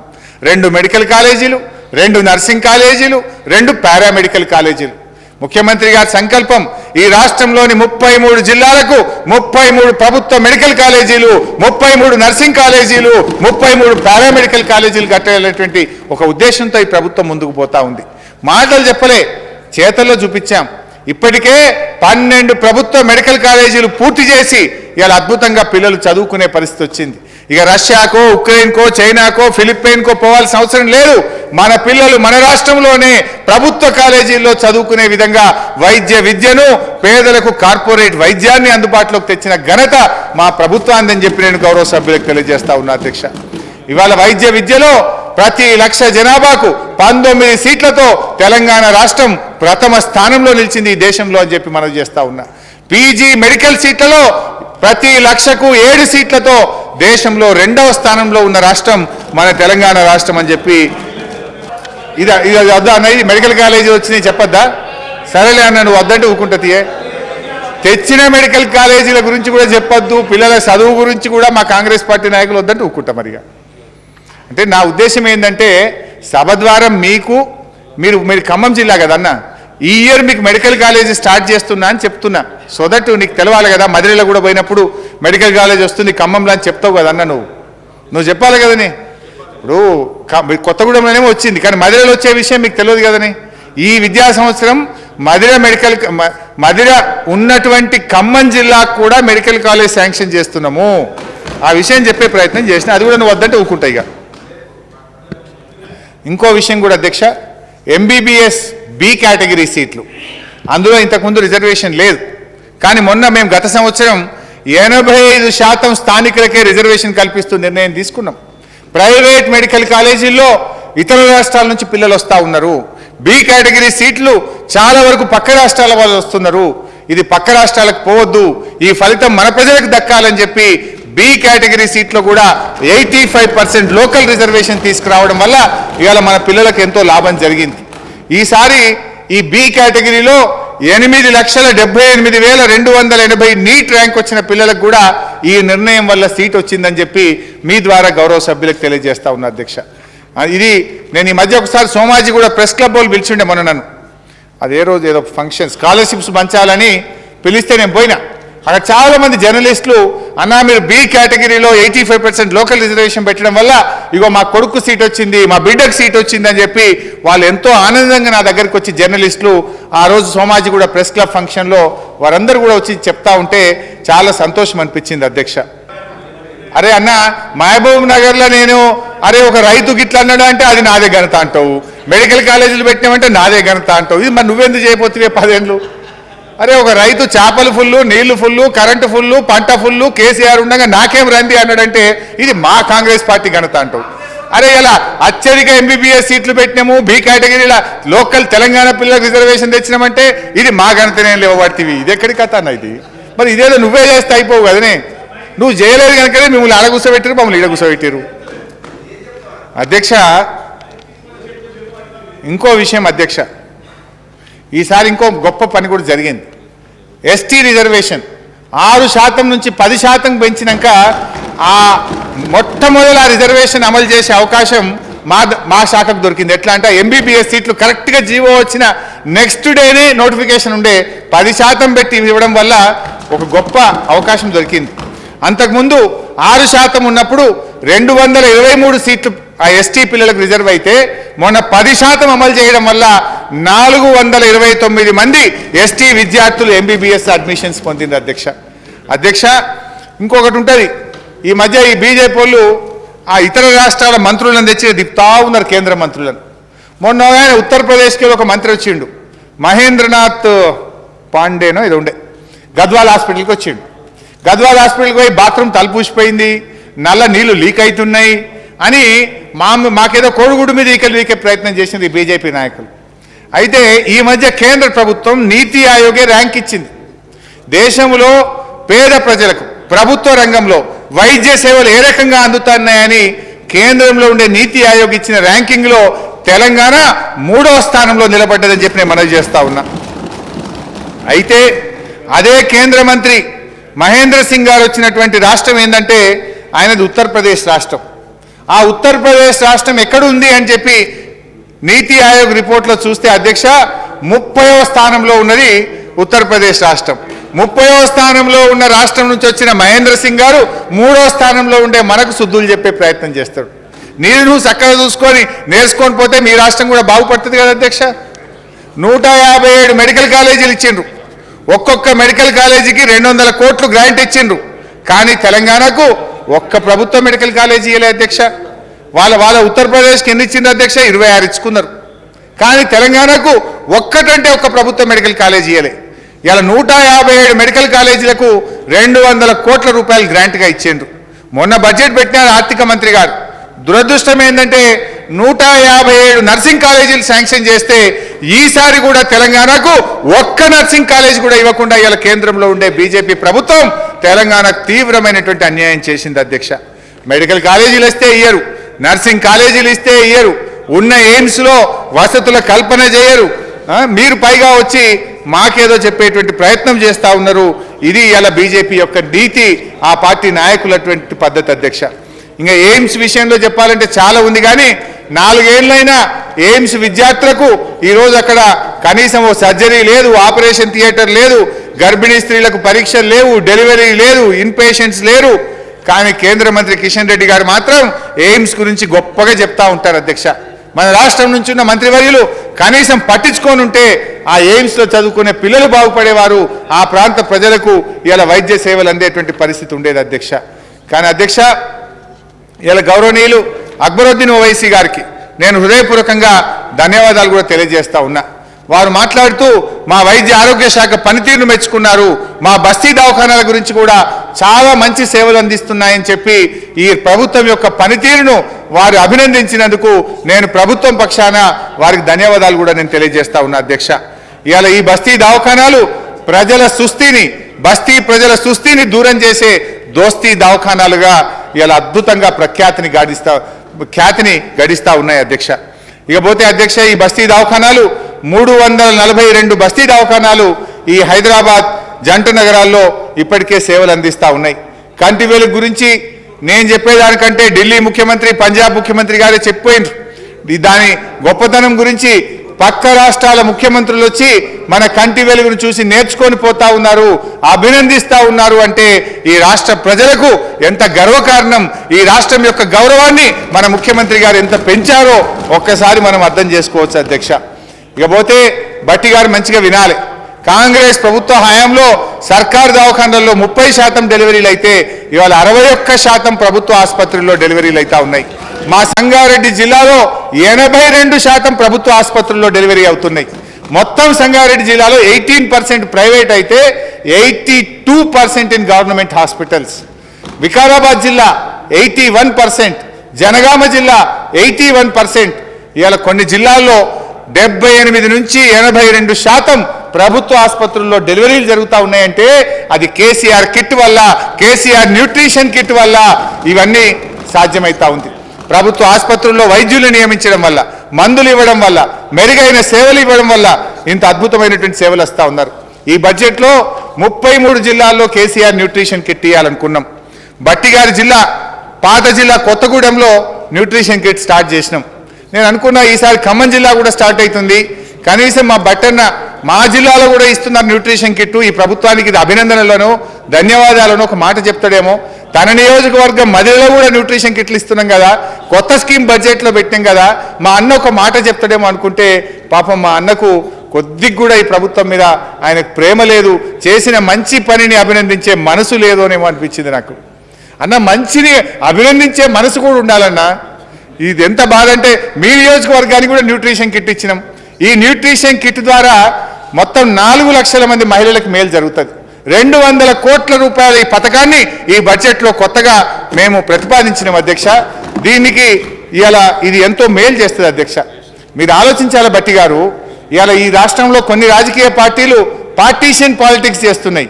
మాది న్యూట్రిషన్ పాలిటిక్స్ అయితే వాళ్ళ పార్టీషన్ పాలిటిక్స్ అధ్యక్ష. ప్రజలు న్యూట్రిషన్ పాలిటిక్స్ని కోరుకుంటారు తప్ప ఈ పార్టీషన్ పాలిటిక్స్ను ప్రజలు అభినందించరు. ప్రజల మధ్య చిచ్చు కాదు కావాల్సింది, ప్రజల ఆరోగ్యం గురించి, ప్రజల భవిష్యత్తు గురించి, భావి తరాల్లో పుట్టబోయే బిడ్డ ఆరోగ్యం గురించి ఆలోచించే ప్రభుత్వం మా కేసీఆర్ గారి ప్రభుత్వం అని చెప్పి మనం చేస్తా ఉన్నాం అధ్యక్ష. ఇంకా చాలా ఉన్నాయి. తెలంగాణ డయాగ్నోస్టిక్స్, అది కూడా మీ జిల్లాలో తెస్తున్నాం.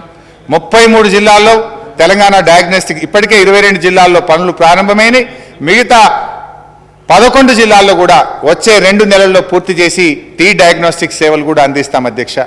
అదేవిధంగా అధ్యక్ష, ఇవాళ జీవన్ ద్వారా అవయవ దానం ఇవాళ ప్రభుత్వ ఆసుపత్రుల్లో మా బట్టి గారు ఒక స్వీపింగ్ రిమార్క్స్ చేసిండ్రు. అదేవిధంగా గౌరవనీయులు అక్బరుద్దీన్ ఓవైసీ గారు కూడా చెప్పిండ్రు, ఆరోగ్యశ్రీ ఏదైనా బంద్ అయిపోతుందా, ఆరోగ్యశ్రీ ఉండదనే అనుమానాలు కలుగుతున్నాయి అన్నారు. అయ్యా, ఆరోగ్యశ్రీ అద్భుతంగా కొనసాగుతుంది. ఆరోగ్యశ్రీలో గత కాంగ్రెస్ ప్రభుత్వం ప్రతి కుటుంబానికి ప్రతి సంవత్సరం 2 లక్షల రూపాయలు మాత్రమే ఇస్తే దాన్ని మేము 5 లక్షల రూపాయలకు పెంచడం జరిగింది. ఆరోగ్యశ్రీ కింద అవయవ మార్పిడి జరిగితే 10 లక్షల రూపాయలు కూడా ఇస్తా ఉన్నాం. ఎంతమందికి ఇచ్చిన 10 లక్షల మంది రూపాయలంటే ఆరోగ్యశ్రీ కింద 716 కుటుంబాలకు కిడ్నీ మార్పిడి, గుండె మార్పిడి తదితర మార్పిడిలకు 10 లక్షల రూపాయలు కూడా ఇచ్చి పేద ప్రజల ప్రాణాలు కాపాడుతున్న ప్రభుత్వం. ఆరోగ్యశ్రీ కింద an యావరేజ్ ఆఫ్ 700 నుంచి 800 కోట్ల రూపాయలు ప్రతి సంవత్సరం కూడా ఈ ప్రభుత్వం ఖర్చు పెడుతూనే ఉంటాం. ఆరోగ్యశ్రీని మరింత బలోపేతం చేసి ముందుకు తీసుకొని పోతామని మీ ద్వారా తెలియజేస్తా ఉన్నా అధ్యక్ష. ఇకపోతే అధ్యక్ష, చాలా సంస్కరణలు కూడా తెచ్చాం. డైట్ ఛార్జీలు రెట్టింపు చేసినాం. ఇంతకుముందు 40 రూపాయలు ఉంటే దాన్ని 80 రూపాయలు చేసినాం.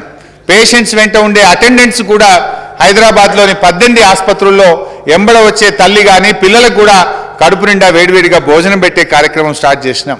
ఎక్విప్మెంట్ మేనేజ్మెంట్ పాలసీ తీసుకొచ్చాం. గవర్నమెంట్ హాస్పిటల్లో ఇన్స్టిట్యూషనల్ డెలివరీ పెంచినాం. ఇన్స్టిట్యూషనల్ డెలివరీ మన రాష్ట్రంలో 99.95%, 99.95% ఇన్స్టిట్యూషనల్ డెలివరీస్ జరుగుతూ దేశంలో అగ్రగామిగా ఉన్నది. దేశం యొక్క యావరేజ్ 77 అయితే మనం 99.95 అని మీకు తెలియజేస్తా ఉన్నా అధ్యక్ష. అదేవిధంగా అధ్యక్ష, ఇలా అనేక విషయాల్లో మేము నార్మల్ డెలివరీస్ కావాలి, పుట్టబోయే బిడ్డ తల్లి ఆరోగ్యం కూడా బాగుండాలని ఇన్సెంటివ్ తీసుకొచ్చినాం. నార్మల్ డెలివరీస్ ఎక్కువగా చేస్తే ఆ డాక్టర్ గారికి ఆ సిబ్బందికి 3,000 రూపాయలు ఇన్సెంటివ్ ఇచ్చే కార్యక్రమాన్ని కూడా తెచ్చి మేము ప్రజల ఆరోగ్యాన్ని కాపాడుతూ నార్మల్ డెలివరీస్ కోసం కూడా ప్రయత్నం చేసినాం. పిహెచ్సిలను మీరు మంచి మాట అన్నారు. ఒకటి మీరు అన్నారు, అక్బరుద్దీన్ గారు కూడా అన్నారు, డాక్టర్లు ఉండే విధంగా బయోమెట్రిక్ పద్ధతి తీసుకురండి, సీసీ కెమెరాలు పెట్టండి అన్నారు. మీరు ఇవాళ చెప్పింది కానీ మేము 6 నెలల కిందనే ఆ పని స్టార్ట్ చేసినాం. అన్ని మెడికల్ కాలేజీల్లో బయోమెట్రిక్ విధానాన్ని తీసుకొచ్చినాం. అన్ని పిహెచ్సిల్లో సీసీ కెమెరాలు పెట్టినాం. ఈ అటెండెన్స్ను ఉండే విధంగా, డ్యూటీ అవర్స్ పాటించే విధంగా మేము స్లోగా దాన్ని గట్టిగా చేసేటువంటి ప్రయత్నం కూడా చేస్తూ వస్తున్నాం. మొదటి దశలో మెడికల్ కాలేజీల్లో చేసినాం, పిహెచ్సిల్లో చేసినాం. రాబోయే రోజుల్లో జిల్లా ఆసుపత్రులు, తాలూకా ఆసుపత్రుల్లో కూడా ఈ విధానాన్ని తీసుకొస్తామని మీ ద్వారా గౌరవ సభ్యులకు తెలియజేస్తున్నాం. భట్టి గారు, అక్బరుద్దీన్ గారు కూడా ఇంకోటి ఏమన్నారంటే ఉద్యోగాల నియామకాలని తొందరగా పూర్తి చేయండి అని అన్నారు. మొన్ననే ఒక 950 మంది డాక్టర్లను నియామకం చేసి అన్ని పిహెచ్సిలకు డాక్టర్లను పంపినాం.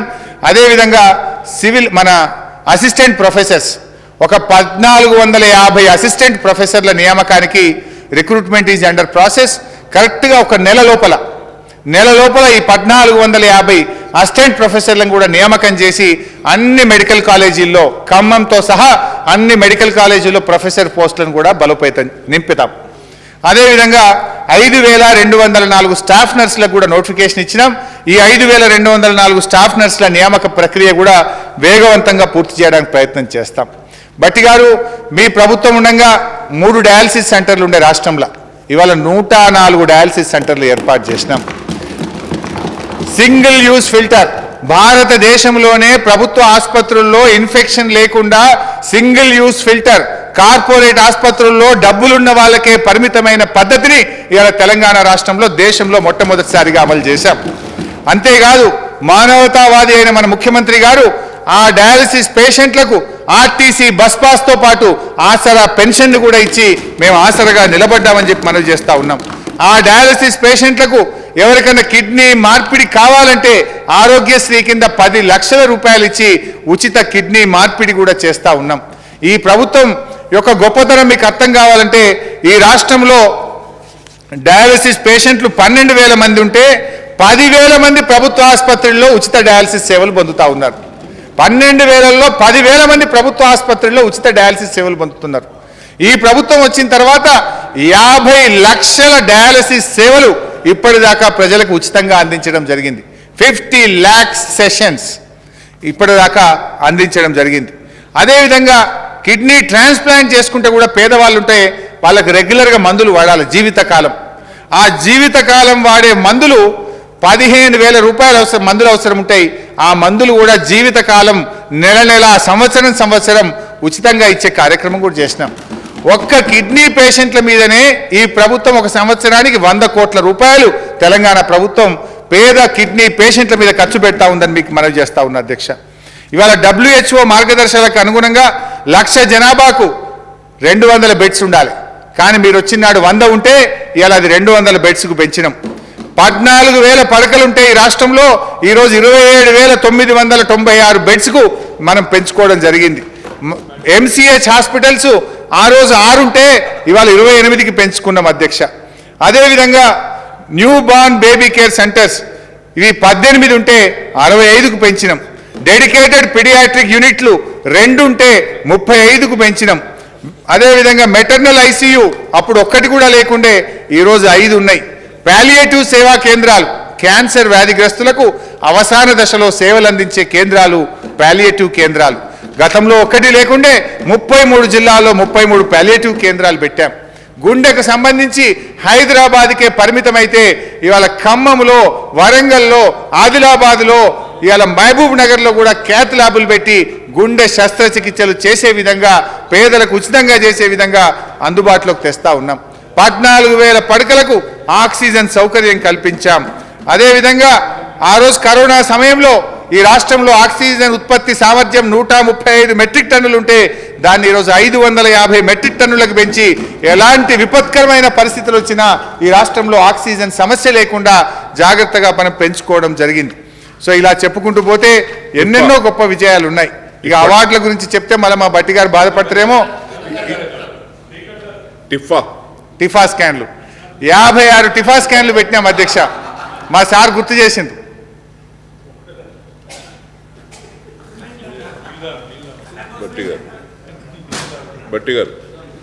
సార్ మీరు మా రక్షణకు రావాలి కదా సార్.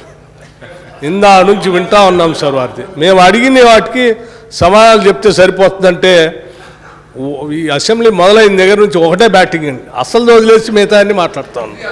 మేము అడిగింది ఏంది, వారు చెప్పేది ఏంది. దయచేసి మీరు సభ్యులు అడిగిన వాటికి చెప్పండి అని చెప్పండి, సరిపోతుంది sir. Please sir, please come to our sir. Sir ఇవి అడిగిన వాటి సమాధానం చెప్పండి సార్. మా ఆరోగ్య శాఖ మంత్రి గారు చెప్పినవన్నీ కూడా పేద ప్రజలకు కొత్తగా ఈ తెలంగాణ ప్రభుత్వం కేసీఆర్ గారు ముఖ్యమంత్రిగా వారి ఆధ్వర్యంలో, వారి నాయకత్వంలో, హరీష్ రావు గారి ఆధ్వర్యంలో పేద ప్రజలకు ఉచితంగా అందిస్తున్న ఆరోగ్య సేవలు సార్. దాన్ని కూడా ఆయన జీర్ణించుకోకపోతే ఎట్లా సార్? అది వద్దంటున్నాడు ఆయన. ఎట్లా సార్ అది? మరి దానికి కూడా మందు ఉన్నది సార్. వారికి అడగకపోతే ఒక మందు ఉన్నది సార్. ఆ మందు మరి పంపించమంటే పంపిస్తాను సార్. మంచిగా అరుగుతాయి సార్. అవన్నీ పంపించమంటే పంపిస్తాం. మినిస్టర్ గారు. అధ్యక్ష, టిఫా స్కాన్లు మీకు తెలవాలి, గౌరవ సభ్యులకు తెలిస్తే మంచిది. అంటే మీకు తెలిస్తే ప్రజలకు మేలు జరుగుతుంది. మీరే కదా ముఖ్యంగా శాసనసభలో ప్రాంతంలో మీరందరూ ప్రజలకు సేవలు అందించేవాళ్ళు. ఒక గర్భిణీ స్త్రీకి బిడ్డ కడుపులో పడ్డప్పటి నుంచి బిడ్డ కడుపులో నుంచి బయటకు రావడమే కాదు, ఇంటికి చేరుకునేదాకా ఉచిత సేవలు అందిస్తున్న నాయకుడు మా కేసీఆర్ గారు. సో ఇప్పుడు మీరు ఏంటంటే తెలిసి ఉండాలి మీకు. ఫస్ట్ బిడ్డ కడుపులో పడగానే కేసీఆర్ న్యూట్రిషన్ కిట్ ఇస్తాం. అది జాగ్రత్తగా మీ నియోజకవర్గంలో ప్రతి తల్లికి, ప్రతి చెల్లెకు చేరేటట్టు ప్రయత్నం చేయండి. అది రెండవ కిట్ మళ్ళీ 7వ నెలలో ఇస్తాం. ఇది న్యూట్రిషన్ కిట్. మొదటి నెల, రెండవ నెల ఏముంటుంది న్యూట్రిషన్ కిట్లో? నెయ్యి కానీ, మంచి ప్రోటీన్ మిక్స్ పౌడర్ కానీ, సిరప్స్ కానీ, ఖర్జూర పండ్లు కానీ, తేనె కానీ, ఇవి ఇలాంటి ఆ తల్లికి అవసరమయ్యేటువంటి వస్తువులు. ఎందుకు? తల్లి బాగుంటే పుట్టబోయే బిడ్డ బాగుంటాడు. సో ఈ వస్తువులు దయచేసి మీ నియోజకవర్గంలో 2 దఫాలుగా పేద గర్భిణీ స్త్రీలకు అందేటట్టుగా చూడండి. ఇది మొదటిది. అదేవిధంగా మేము ఎన్సీడీ స్క్రీనింగ్ చేస్తాం, ఏఎన్సీ చెకప్ చేస్తాం. ఈ ఏఎన్సీ చెకప్ కొంతమంది ప్రైవేట్లకు పోతూ ఉన్నారు. మేము అది జరగకూడదు, ప్రతి చెల్లె కూడా, ప్రతి బిడ్డ కూడా ఉచితంగా చేసుకోవాలని చెప్పి ఈ అన్ని మెషిన్లన్నీ కూడా ప్రొవైడ్ చేసినాం. అయితే ఒక టిఫా స్కాన్ అని జనరల్గా ఒక 10% ఉమెన్కు పిండం యొక్క కదలికలు కానీ అది కరెక్ట్గా ఆకృతి లేనప్పుడు అవసరమయ్యే హై ఎండ్ అల్ట్రాసౌండ్ మిషన్లో చేసే స్కాను, దాన్ని టిఫా స్కాన్ అంటారు. అది రాష్ట్ర ప్రభుత్వంలో లేదు. ఒకసారి మీరు నన్ను దవాఖానలో తిరగాలని ఒక మంచి సలహా ఇచ్చింది. ఇప్పుడు వాస్తవానికి ఓ రోజు పేట్లబుడ్జి ఆసుపత్రికి నేను వెళ్ళి రోగులతో చర్చిస్తే, అమ్మా నువ్వు ఎట్లా ఉన్నావు, ఇంతవరకు ఎక్కడ చూయించుకున్నావు, బయట ఏమైనా చూయించుకున్నావు అంటే ఒక స్కానింగ్ బయట చేయించిన అన్నది. ఎందుకు తల్లి అంటే టిఫా స్కాన్ కావాలని డాక్టర్ గారు అన్నారు. వెంటనే దాని నిర్ణయం ఏంది? 40 లక్షల రూపాయలు ఉండే ఒక్కొక్క మిషన్ను 56 టిఫా స్కానింగ్ మిషన్లు కొని రాష్ట్రంలోని అన్ని జిల్లాల్లో ఏర్పాటు చేసినాం. Now every scanning can be done in government hospital. ఏ రకమైన మందులు కానీ, స్కానింగ్ కానీ ప్రతి జిల్లాలో కూడా ఇలా గర్భిణీ స్త్రీల కోసం అందుబాటులోకి తెచ్చినాం. డెలివరీ తర్వాత వాళ్ళకి న్యూట్రిషన్ కిట్ ఇవ్వడం, మంచి భోజనం పెట్టడం, వాళ్ళకి ఆటో కిరాయి లేకుండా తల్లిని పిల్లను ఇంటి దగ్గర దించే కార్యక్రమం కూడా చేపట్టినాం. సో ఇవన్నీ కూడా మీరు ప్రజలకు అందేటట్టు చూడండి. ఇంకెక్కడన్నా గ్యాప్ ఉంటే మీరు కూడా హాస్పిటల్ విజిట్ చేయండి. మా అధికారుల దృష్టికో మా దృష్టికో తీసుకురండి. ఇంకా మేము బాగు చేయడానికి అందరం కలిసిమెలిసి ప్రయత్నం చేద్దాం. ఇవాళ మనకు చాలా అవార్డులు వచ్చినాయి. ఇంకా కూడా మేము ఎక్కడ పొంగిపోతలేం. మేము థర్డ్ ప్లేస్ వచ్చినాం, వై నాట్ ఫస్ట్ ప్లేస్? ఇవాళ మనకంటే ముందు 2 రాష్ట్రాలు ఉన్నాయి అంతే. కొన్ని రంగాల్లో కేరళ తమిళనాడు ఉంది, కొన్ని రంగాల్లో కేరళ మహారాష్ట్ర ఉంది. ఆ రెండింటిని బైపాస్ చేయాలి, నంబర్ 1లో తెలంగాణ ఉండాలని మా అధికారులు, మేము గౌరవ ముఖ్యమంత్రి గారి డైరెక్షన్ మేరకు మేము నిరంతరం కష్టపడి పనిచేస్తున్నాం.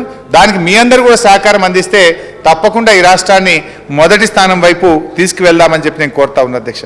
ఇక అవార్డుల గురించి అవుతే మీరు బాధపడతారేమో, గిన్నిగానం అవార్డులాగా ఇంత లిస్ట్ అంటావు, అది 2 పేజీలు ఉన్నాయి. ఇక నేను అలా పోతలేను, అర్థం చేసుకుంటారు. బట్టి గారంటే నాకు అంత గౌరవం, చాలా గౌరవం అన్న. ఇక నువ్వు లేచి బాధపడుతున్నావు అని ఇక చదువుతలేను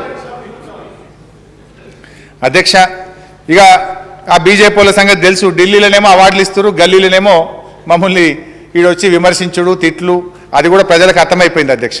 మొత్తంగా వైద్య ఆరోగ్య రంగం గురించి ఇక ముగిస్తా, బట్టన్న బాధపడకు. ఇక కడుపులో బిడ్డ పడ్డప్పటి నుంచి ఏందన్నా అవన్నీ చెప్తాను, అన్ని ప్రతి ప్రశ్నకు సమాధానం చెప్తా. కడుపులో బిడ్డకి డెలివరీ అయ్యేంత వరకు కానీ అధ్యక్ష, పసిగుడ్డు నుంచి ముదుసలి అవ్వదాకా కానీ, బ్లడ్ గ్రూప్ నిర్ధారణ పరీక్ష నుంచి బ్రెయిన్ ట్యూమర్ పరీక్ష దాకా కానీ, తాకినప్పటి నుంచి గుండె మార్పిడి దాకా అయినా కానీ, అంటే ఏ చిన్న రోగం నుంచి అతిపెద్ద రోగం వరకు, అవయవ మార్పిడి వరకు కూడా మేము చేస్తూ ఉన్నాం అధ్యక్ష ఈరోజు. In fact I should tell you, ఇంకా 2 చేస్తున్నాం. గాంధీలో 8th ఫ్లోర్లో ఆర్గాన్ ట్రాన్స్ప్లాంట్ బ్లాక్ తెస్తున్నాం. ఈ మధ్య చాలా అదేమైందంటే గుండె మార్పిడి, లివర్ మార్పిడి, కిడ్నీ మార్పిడి అంటే అదేదో డబ్బున్నోళ్ళ జబ్బులాగా అయిపోయింది. కానీ అలాంటి పేదలకు కూడా రావాలని చెప్పి 8 ఆపరేషన్ థియేటర్లతో గాంధీ ఆసుపత్రిలో మేము ఒక ఆర్గాన్ ట్రాన్స్ప్లాంట్ బ్యాగ్ తెస్తున్నాం. పనులు ప్రారంభమైనవి, 4-5 నెలల్లో అందుబాటులోకి తెస్తాం. అంటే ఎంత దూరం ఆలోచిస్తున్నామంటే ఇన్ఫర్టిలిటీ సెంటర్, పాపం అదొక కాస్ట్లీ రోగం అయిపోయింది. పిల్లలు పుట్టకపోతే ప్రైవేట్ ఆసుపత్రిలో చూయించుకోవాలంటే లక్షల రూపాయలు ఖర్చు అవుతున్నాయి. ప్రభుత్వ రంగంలో ఆ సేవలు లేవు. ఇప్పుడు దాన్ని కూడా ఆలోచించి గాంధీలో, పేట్లబుర్జులో, వరంగల్లో 3 ఇన్ఫర్టిలిటీ సెంటర్స్ కూడా శాంక్షన్ చేసినాం, పనులు జరుగుతున్నాయి. త్వరలో వాటిని కూడా ప్రారంభిస్తాం. అంటే వెరీ మైన్యూట్లీ వీఆర్ వాచింగ్. ప్రతి చిన్న అంశాన్ని కూడా ఈ ప్రభుత్వం ఆలోచిస్తూ ఉంది. రోగాలు వస్తే నయం చేయడమే కాదు, రోగాలు రాకుండా ఉండాలని కూడా ముఖ్యమంత్రి గారి ప్రయత్నం. దాంట్లో భాగంగానే ఇవాళ స్వచ్ఛమైన త్రాగునీరు మిషన్ భగీరథ కింద ఇచ్చిన కనుకనే వానకాలం ఎక్కడ అంటు రోగాలు కానీ, డయేరియా కానీ, మలేరియా కానీ చాలా వరకు తగ్గుముఖం పట్టినటువంటి పరిస్థితి. అదేవిధంగా అధ్యక్ష, మంచి గాలి, అందుకే హరితహారం. నిన్ననే ముఖ్యమంత్రి గారు చెప్పిండ్రు, అడవులను కాపాడుకోవాల్సిన బాధ్యత గురించి చెప్పిండ్రు. మన ప్రభుత్వ ప్రయత్నం వల్ల 7.7% ఈ రాష్ట్రంలో ఫారెస్ట్ గ్రీన్ కవర్ పెరిగినటువంటి విషయాన్ని ముఖ్యమంత్రి గారు చెప్పిండ్రు. ప్రజలకు మంచి గాలి కావాలి, స్వచ్ఛమైన త్రాగునీరు కావాలి, మంచి ఆహారం కావాలి. ఆ దిశగా ఇవాళ తెలంగాణ ప్రభుత్వం ప్రయత్నం చేస్తాం. న్యూట్రిషన్ కిట్ అయితేనేమి, బ్రహ్మాండంగా వ్యవసాయ రంగాన్ని బలోపేతం చేసి ఇటు మిషన్ కాకతీయ, కాళేశ్వరంల ద్వారా 1 కోటి మెట్రిక్ టన్నుల పంట ఒక కాలంలో పండించే స్థితికి తెలంగాణను తెచ్చిన ఘనత కూడా ఈ ప్రభుత్వానికి అధ్యక్ష. ఇక బడ్జెట్ విషయంలో చివరిగా వస్తే అధ్యక్ష, పోయినసారి కంటే ఈసారి బడ్జెట్లో 8% నిధులు పెంచుకున్నాం అధ్యక్ష. అదే కేంద్ర ప్రభుత్వం 3.9% నిధులు పెంచితే వైద్య రంగానికి మన రాష్ట్రంలో 8% నిధులు పెంచుకోవడం జరిగింది అధ్యక్ష.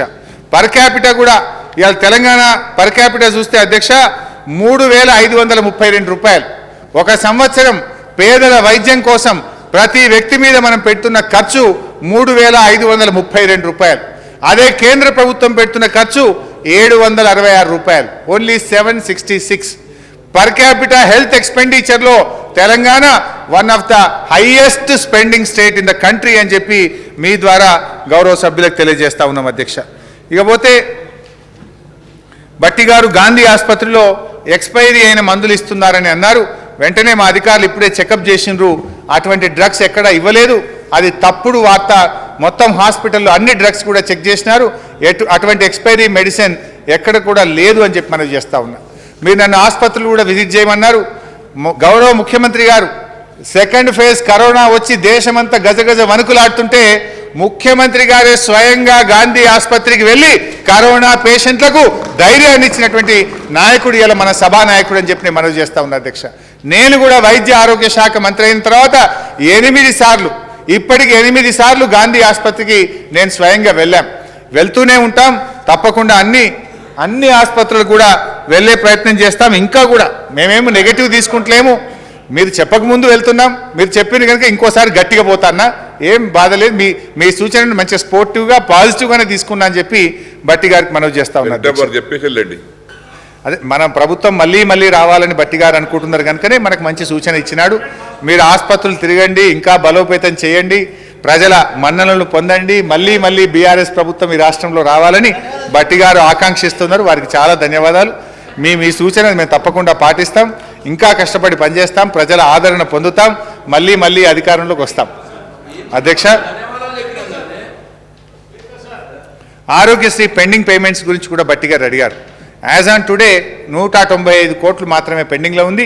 తప్పకుండా దీన్ని కూడా మొన్నటిదాకా మాకు రైతు బంధు ఉండే, సెకండ్ ఫేజ్ రైతు బంధు ఉండడం వల్ల కొంత ఆర్థిక శాఖకు వెసులుబాటు కలగలేదు.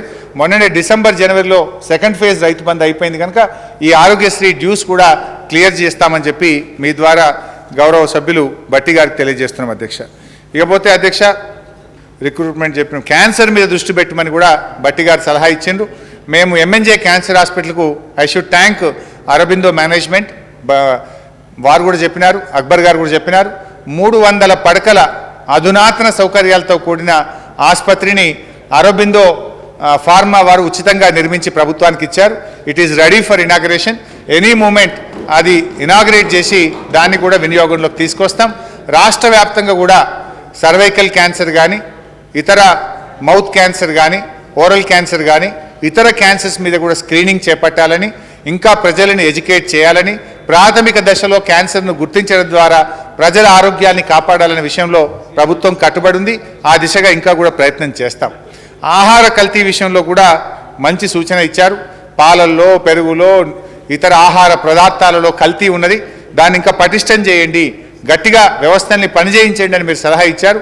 ఇప్పటికే మేము ప్రయత్నం చేస్తున్నాం, ఇంకా కూడా దాని మీద దృష్టి పెట్టి పనిచేస్తాం. ఆర్ఎంపీ పిఎంపీ డాక్టర్ల గురించి కూడా మీరు చెప్పారు. మొన్నటిదాకా హైకోర్టులో కేసు ఉండి ఈ మధ్యనే కేసు డిస్పోజ్ అయింది. దాని మీద కూడా ఇవాళ ఉదయం మా గౌరవ వరంగల్ శాసనసభ్యుడు నన్నపనేని నరేందర్ గారు కూడా ఉదయం 0 అవర్లో లేవనెత్తారు. మీరు కూడా దాని మీద చెప్పారు. తప్పకుండా దాని మీద కూడా దృష్టి పెడతామని తెలియజేస్తున్నా అధ్యక్ష. ఇకపోతే అక్బరుద్దీన్ ఓవైసీ గారు వారు మాట్లాడుతూ బస్తీ దవాఖానాల్లో 1-2 బస్తీ దవాఖానాలు కావాలని అడిగారు. తప్పకుండా వారు కోరిన విధంగా 1-2 బస్తీ దవాఖానాలు శాంక్షన్ చేస్తామని చెప్పి వారికి మనవి చేస్తూ ఉన్నారు. గాంధీలో గైనిక్ పేషెంట్స్ ఎక్కువగా వస్తున్నారు, ఓవర్లోడ్ అయింది అని చెప్పి అక్బరుద్దీన్ ఓవైసీ గారు అన్నారు. ఎస్, దాన్ని మేము కూడా గమనించిన కనుకనే గాంధీలో 200 పడకల ఎంసీహెచ్ ఆసుపత్రి ఇంకోటి కొత్తగా కడుతున్నాం. ఒక 2 monthsలో మార్చి నెలాఖరికల్లా పూర్తి చేసి ఆ 200 పడకల ఎంసీహెచ్ హాస్పిటల్ను గాంధీలో అందుబాటులోకి తీసుకొస్తాం. ఒక గాంధీలోనే కాదు, మన నిమ్స్లో కూడా ఇంకో 200 బెడెడ్ హై రిస్క్ కేసెస్ను ట్రీట్ చేయడానికి 200 బెడెడ్ ఎంసీహెచ్ నిమ్స్లో కూడా తెస్తూ ఉన్నాం. అదేవిధంగా మన ముఖ్యమంత్రి గారు ఆలోచించినటువంటి 4 సూపర్ స్పెషాలిటీ ఆసుపత్రుల్లో భాగంగా అల్వాల్లో వచ్చే సూపర్ స్పెషాలిటీ ఆసుపత్రిలో ఒక హై ఎండ్ 200 పడకల మాతా శిశు సంక్షేమ ఆసుపత్రి అల్వాల్లో ఒకటి, గాంధీలో ఒకటి, నిమ్స్లో ఒకటి, ఈ 3 కూడా కొత్తగా యాడ్ చేయబోతా ఉన్నాం. అది కూడా అక్బరుద్దీన్ గారికి నేను తెలియజేస్తా ఉన్నా అధ్యక్ష. ఇకపోతే అధ్యక్ష, అక్బరుద్దీన్ గారు వారు ఇంకా కొన్ని విషయాలు ఆరోగ్యశ్రీలో రేట్లు పెంచాలని, కొన్ని ప్రైవేట్ ఆసుపత్రులకు కూడా వాటికి అనుమతించాలని చెప్పినారు. దాని మీద కూడా తప్పకుండా దృష్టి పెడతాం అధ్యక్ష. పేట్లబుడ్జి ఆసుపత్రిలో లోయర్ లెవెల్ స్టాఫ్ కొంత పేషెంట్స్ని ఇబ్బంది పెడుతున్నటువంటి విషయాన్ని అక్బరుద్దీన్ గారు చెప్పారు. నేను తప్పకుండా మా అధికారులకు ఆదేశం ఇచ్చి దాని మీద కూడా కఠినమైనటువంటి చర్యలు తీసుకుంటాం. ఎక్కడ కూడా లోయర్ లెవెల్ స్టాఫ్తో కూడా పేషెంట్స్కి ఇబ్బంది రాకుండా కూడా చూసుకుంటాం అధ్యక్ష. అక్బరుద్దీన్ ఓవైసీ గారు ఇంకోటి ఏమడిగిందంటే డబీర్పుర ఆసుపత్రిని ఆధునీకరించాలని చెప్పి వారు కోరినారు. దానికి ఈ మధ్యనే 5,25,00,000 రూపాయలు డబీర్పుర ఆసుపత్రికి శాంక్షన్ చేయాలని ప్రభుత్వం నిర్ణయం తీసుకుంది. త్వరలోనే దాన్ని శాంక్షన్ చేసి ఉత్తర్వులు ఇస్తామని మీ ద్వారా గౌరవ సభ్యులకు తెలియజేస్తున్నాం అధ్యక్ష. అదేవిధంగా అధ్యక్ష, ఒకటి బార్కాస్ట్లో డయాలసిస్ సెంటర్ పెట్టండి, అక్కడ చాలామంది పేషెంట్స్ ఉన్నారన్నారు. తప్పకుండా దాన్ని పరిశీలించి త్వరలోనే ఒక నిర్ణయం తీసుకుంటాం అధ్యక్ష. సలాలా ప్రాంతంలో ఒక బస్తీ దవాఖాన అడిగారు, దాన్ని వెంటనే శాంక్షన్ చేస్తాం అధ్యక్ష. అదేవిధంగా నిజామియా టీబీ హాస్పిటల్ను కొన్ని ఇబ్బందులు ఉన్నాయన్నారు. తప్పకుండా త్వరలోనే నేను కూడా ఆసుపత్రిని విజిట్ చేసి అక్కడ ఏమైనా ఇబ్బందులు ఉంటే వాటిని కూడా తొలగిస్తాం. అక్బరుద్దీన్ గారు ఒక విషయం చెప్పినారు, I want to correct the record. వారు ఏం మాట్లాడుతూ ఏమన్నారంటే నిమ్స్ హాస్పిటల్లో సిటీ స్కాన్ పనిచేస్తలేదు, ఎంఆర్ఐ పనిచేస్తలేదు అని చెప్పి అక్బరుద్దీన్ గారు అన్నారు. అది అవాస్తవం. 2 సిటీ స్కాన్లు ఉన్నాయి నిమ్స్లో, 2 కూడా పనిచేస్తూ ఉన్నాయి. ఎంఆర్ఐ మిషన్లు 2 ఉన్నాయి, 2 ఎంఆర్ఐ మిషన్లు కూడా పనిచేస్తున్నాయి. 2 ఎంఆర్ఐ మిషన్స్లో ఒకటి కొత్తది లేటెస్ట్గా ఈ మధ్యనే కొన్నాం. అద్భుతంగా 2 ఎంఆర్ఐ మిషన్స్ కూడా నిమ్స్లో పనిచేస్తున్నాయి. సిటీ స్కాన్లు పనిచేస్తలేవనో ఎంఆర్ఐ మిషన్లు పనిచేస్తలేదని చెప్పడం అది కరెక్ట్ కాదు. I request the honourable speaker to correct the record. అదేవిధంగా అధ్యక్ష, నీలోఫర్ విషయంలో కూడా 200 వెంటిలేటర్లలో 120 పనిచేస్తున్నాయి, 80 పనిచేయడం లేదు అన్నారు. అవి పనిచేయకపోవడం కాదు అధ్యక్ష, యాక్చువల్గా మనకు అవసరం ఉందే 120 వర్క్ లోడ్కి అనుగుణంగా చేస్తున్నాం. ఆ 80ని స్టాండ్ బై పెట్టుకున్నాం. ఇప్పుడు ఆ స్టాండ్ బై పెట్టుకుని ఒకవేళ లోడ్ పెరిగితే ఇంకోటి, ఇప్పుడు నీలోఫర్లో ఇంకో 800 బెడెడ్ హాస్పిటల్ కడుతున్నాం పక్కనే, అది నిర్మాణం దగ్గర పడ్డది. ఒకసారి 800 బెడెడ్ హాస్పిటల్ అయిపోతే ఈ 80 వెంటిలేటర్స్ను కూడా అక్కడ ఉపయోగంలోకి తెచ్చుకోవడం జరుగుతుంది అధ్యక్ష. ఇకపోతే రిక్రూట్మెంట్ విషయంలో కూడా వారు చెప్పినట్టుగా ఇందాక నేను చెప్పిన 950 పూర్తయింది. స్టాఫ్ నర్స్ను ఈ అసిస్టెంట్ ప్రొఫెసర్స్ రిక్రూట్మెంట్ కూడా స్పీడ్గా పూర్తి చేయడం జరుగుతుంది అధ్యక్ష. ఐ థింక్ సభ్యులు అడిగిన అన్ని ప్రశ్నలకు కూడా సమాధానం చెప్పిన అధ్యక్ష. ఇంకొక విషయం ఏంటంటే అధ్యక్ష, ఈ ఆశాల జీతము విషయంలో కొంతమంది రాష్ట్రం ఏదో తక్కువ జీతం ఇస్తుందని కొంత తప్పుడు ప్రచారం చేస్తుండ్రు. గతంలో కాంగ్రెస్ ప్రభుత్వం ఉండగా ఆశా వర్కర్ల జీతం పెంచాలంటే గుర్రాలతో దొక్కియడం, వాటర్ క్యాన్లతో కొట్టియడం, ముళ్ళ కంచెలు అడ్డంగా పెట్టడం, అసెంబ్లీ దగ్గరికి వస్తే వాళ్ళని పాపం మహిళలని చూడకుండా వాటర్ క్యాన్లతో కొట్టించిన ప్రభుత్వాలు గత ప్రభుత్వాలు అధ్యక్ష. కానీ ఇలా ఆశా వర్కర్లు అడగకుండానే వాళ్ళ వేతనాలు పెంచిన నాయకుడు ఇవాళ మా ముఖ్యమంత్రి కేసీఆర్ గారు అధ్యక్ష. ఈ ప్రభుత్వం వచ్చినాడు ఆశాల జీతం 2000 రూపాయలు ఉంటే ఈరోజు 9750 రూపాయల వేతనాన్ని ఆశా వర్కర్స్కు మేము అందిస్తూ ఉన్నాం అధ్యక్ష. అదే కాంగ్రెస్ పాలిత రాష్ట్రాలు, బీజేపీ పాలిత రాష్ట్రాల్లో ఆశాల జీతాలు ఎట్లా ఉన్నాయో కూడా నేను చెప్పాలనుకుంటున్నాను అధ్యక్ష. కాంగ్రెస్ పాలిత రాజస్థాన్లో ఆశా వర్కర్ల జీతం 3000 రూపాయలు బట్టి గారు, మనం ఇస్తున్నది 9750. కాంగ్రెస్ పాలిత Rajasthan 3000, double engine government Uttar Pradesh 5000, double engine government Madhya Pradesh 3000, BJP government ఉన్న కర్ణాటక 7000. అంటే ఇవాళ ఇంత మంచిగా ఆశా వర్కర్లకు వేతనాలు ఇచ్చి ఇవాళ ముఖ్యమంత్రి గారు వాళ్ళని గౌరవించుకొని వారు ఎంతో మంచి సేవలు చేస్తున్నారు, వారి సేవల్ని ఇవాళ ప్రభుత్వం గుర్తించింది. ఈ మధ్యన అధ్యక్ష, ఉత్తరప్రదేశ్లో ఆశా వర్కర్లు ఉత్తరప్రదేశ్ ముఖ్యమంత్రి గారి నివాసం గోరఖ్పూర్లో వారి నివాసాన్ని ముట్టడించిన ఆశాలు జీతాలు పెంచాలని చెప్పి ఉత్తరప్రదేశ్ ముఖ్యమంత్రి గారి ఇంటిని ముట్టడించినటువంటి పరిస్థితి ఉంది అధ్యక్ష. అంటే ఎందుకంటే 5000 ఉంది అధ్యక్ష, మనమేమో 9750 అధ్యక్ష. ఇది వాస్తవ పరిస్థితి. సెకండ్ ఏఎన్ఎంల విషయంలో కూడా అట్లే మాట్లాడుతున్నారు. ఇవాళ సెకండ్ ఏఎన్ఎంలకు మనం ఇచ్చే జీతం 27599 అధ్యక్ష. 27599 మనం ఇస్తే ఇవాళ గుజరాత్లో 17000, బీజేపీ ఉన్న మహారాష్ట్రలో 16000, కర్ణాటక బీజేపీ గవర్నమెంట్ ఉంది 12745, ఏపీ 18975. అంటే మిగతా రాష్ట్రాల కంటే వాళ్ళ చిరు ఉద్యోగుల విషయంలో ఈ ప్రభుత్వం ఎంతో పాజిటివ్గా ఉంటుంది. ఈ ప్రభుత్వం అన్ని విషయాలను కూడా చాలా జాగ్రత్తగా, అంటే ఇలా ప్రభుత్వ ఉద్యోగులతో పాటు కాంట్రాక్ట్ అవుట్సోర్సింగ్ ఉద్యోగులకు ఈ రాష్ట్రం మీద దాదాపు 1900 కోట్ల రూపాయల భారం పడ్డ ఏకకాలములో చిరు ఉద్యోగులకు కూడా వేతనాలు పెంచిన ఒకే ఒక్క రాష్ట్రం తెలంగాణ రాష్ట్రం అధ్యక్ష. గౌరవనీయులు బట్టి విక్రమార్క గారు, గవర్నర్ గారు బిల్లులు పెండింగ్లో పెట్టారు, మరి దానివల్ల యూనివర్సిటీల్లో రిక్రూట్మెంట్ ఆలస్యం అవుతా ఉంది అని చెప్పి గౌరవ సభ్యులు బట్టి గారు అన్నారు అధ్యక్ష.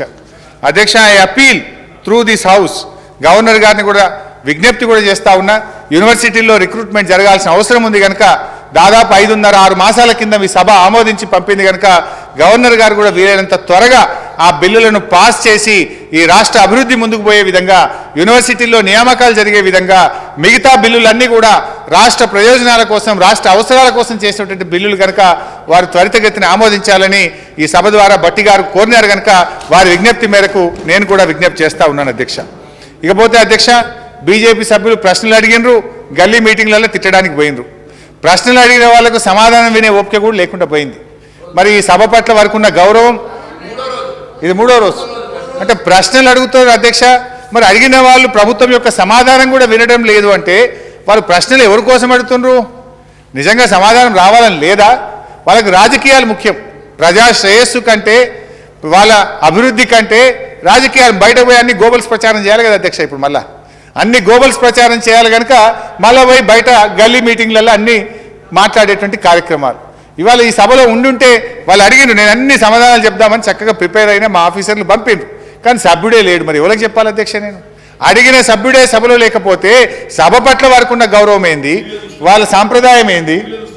మా మంత్రి గారు కేటీఆర్ గారు అంటున్నారు టీవీలో చూస్తారు, చెప్పండి అంటున్నారు. సో అధ్యక్ష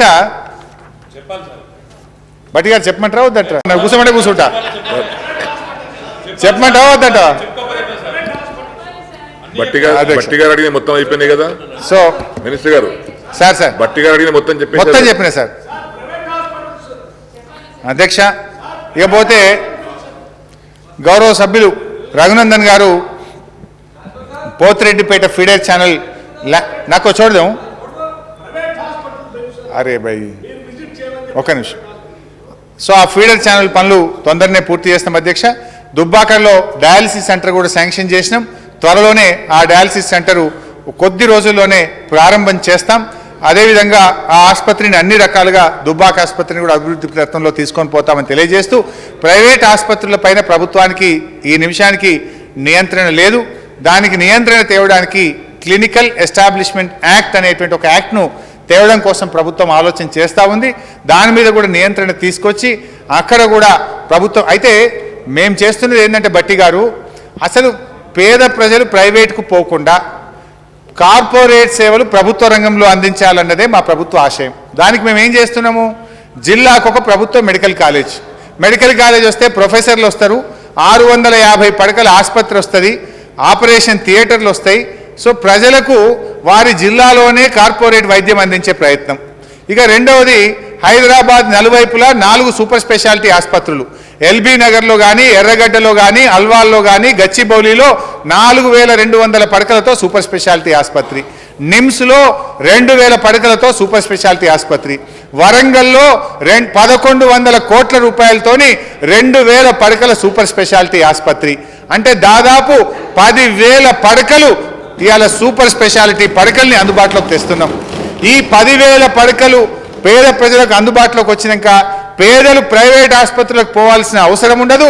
ప్రభుత్వ ఆసుపత్రుల్లో ఆరోగ్యశ్రీ కింద ఉచితంగా కార్పొరేట్ సేవలు అందించే దిశగా ఇలా ఈ ప్రభుత్వం పోతా ఉంది. పేదలు ప్రైవేట్ బారిన పడి అప్పుల పాలు కాకుండా ఉచిత సేవలు అందాలనే ఈ మెడికల్ కాలేజీలు, ఉచిత సేవలు అందాలనే హైదరాబాద్ నలుదిక్కుల 4 సూపర్ స్పెషాలిటీ ఆసుపత్రులు, ఉచిత సేవలు అందాలనే వరంగల్లో హెల్త్ సిటీ సేవలు తెస్తున్నామని బట్టి గారికి మనవి.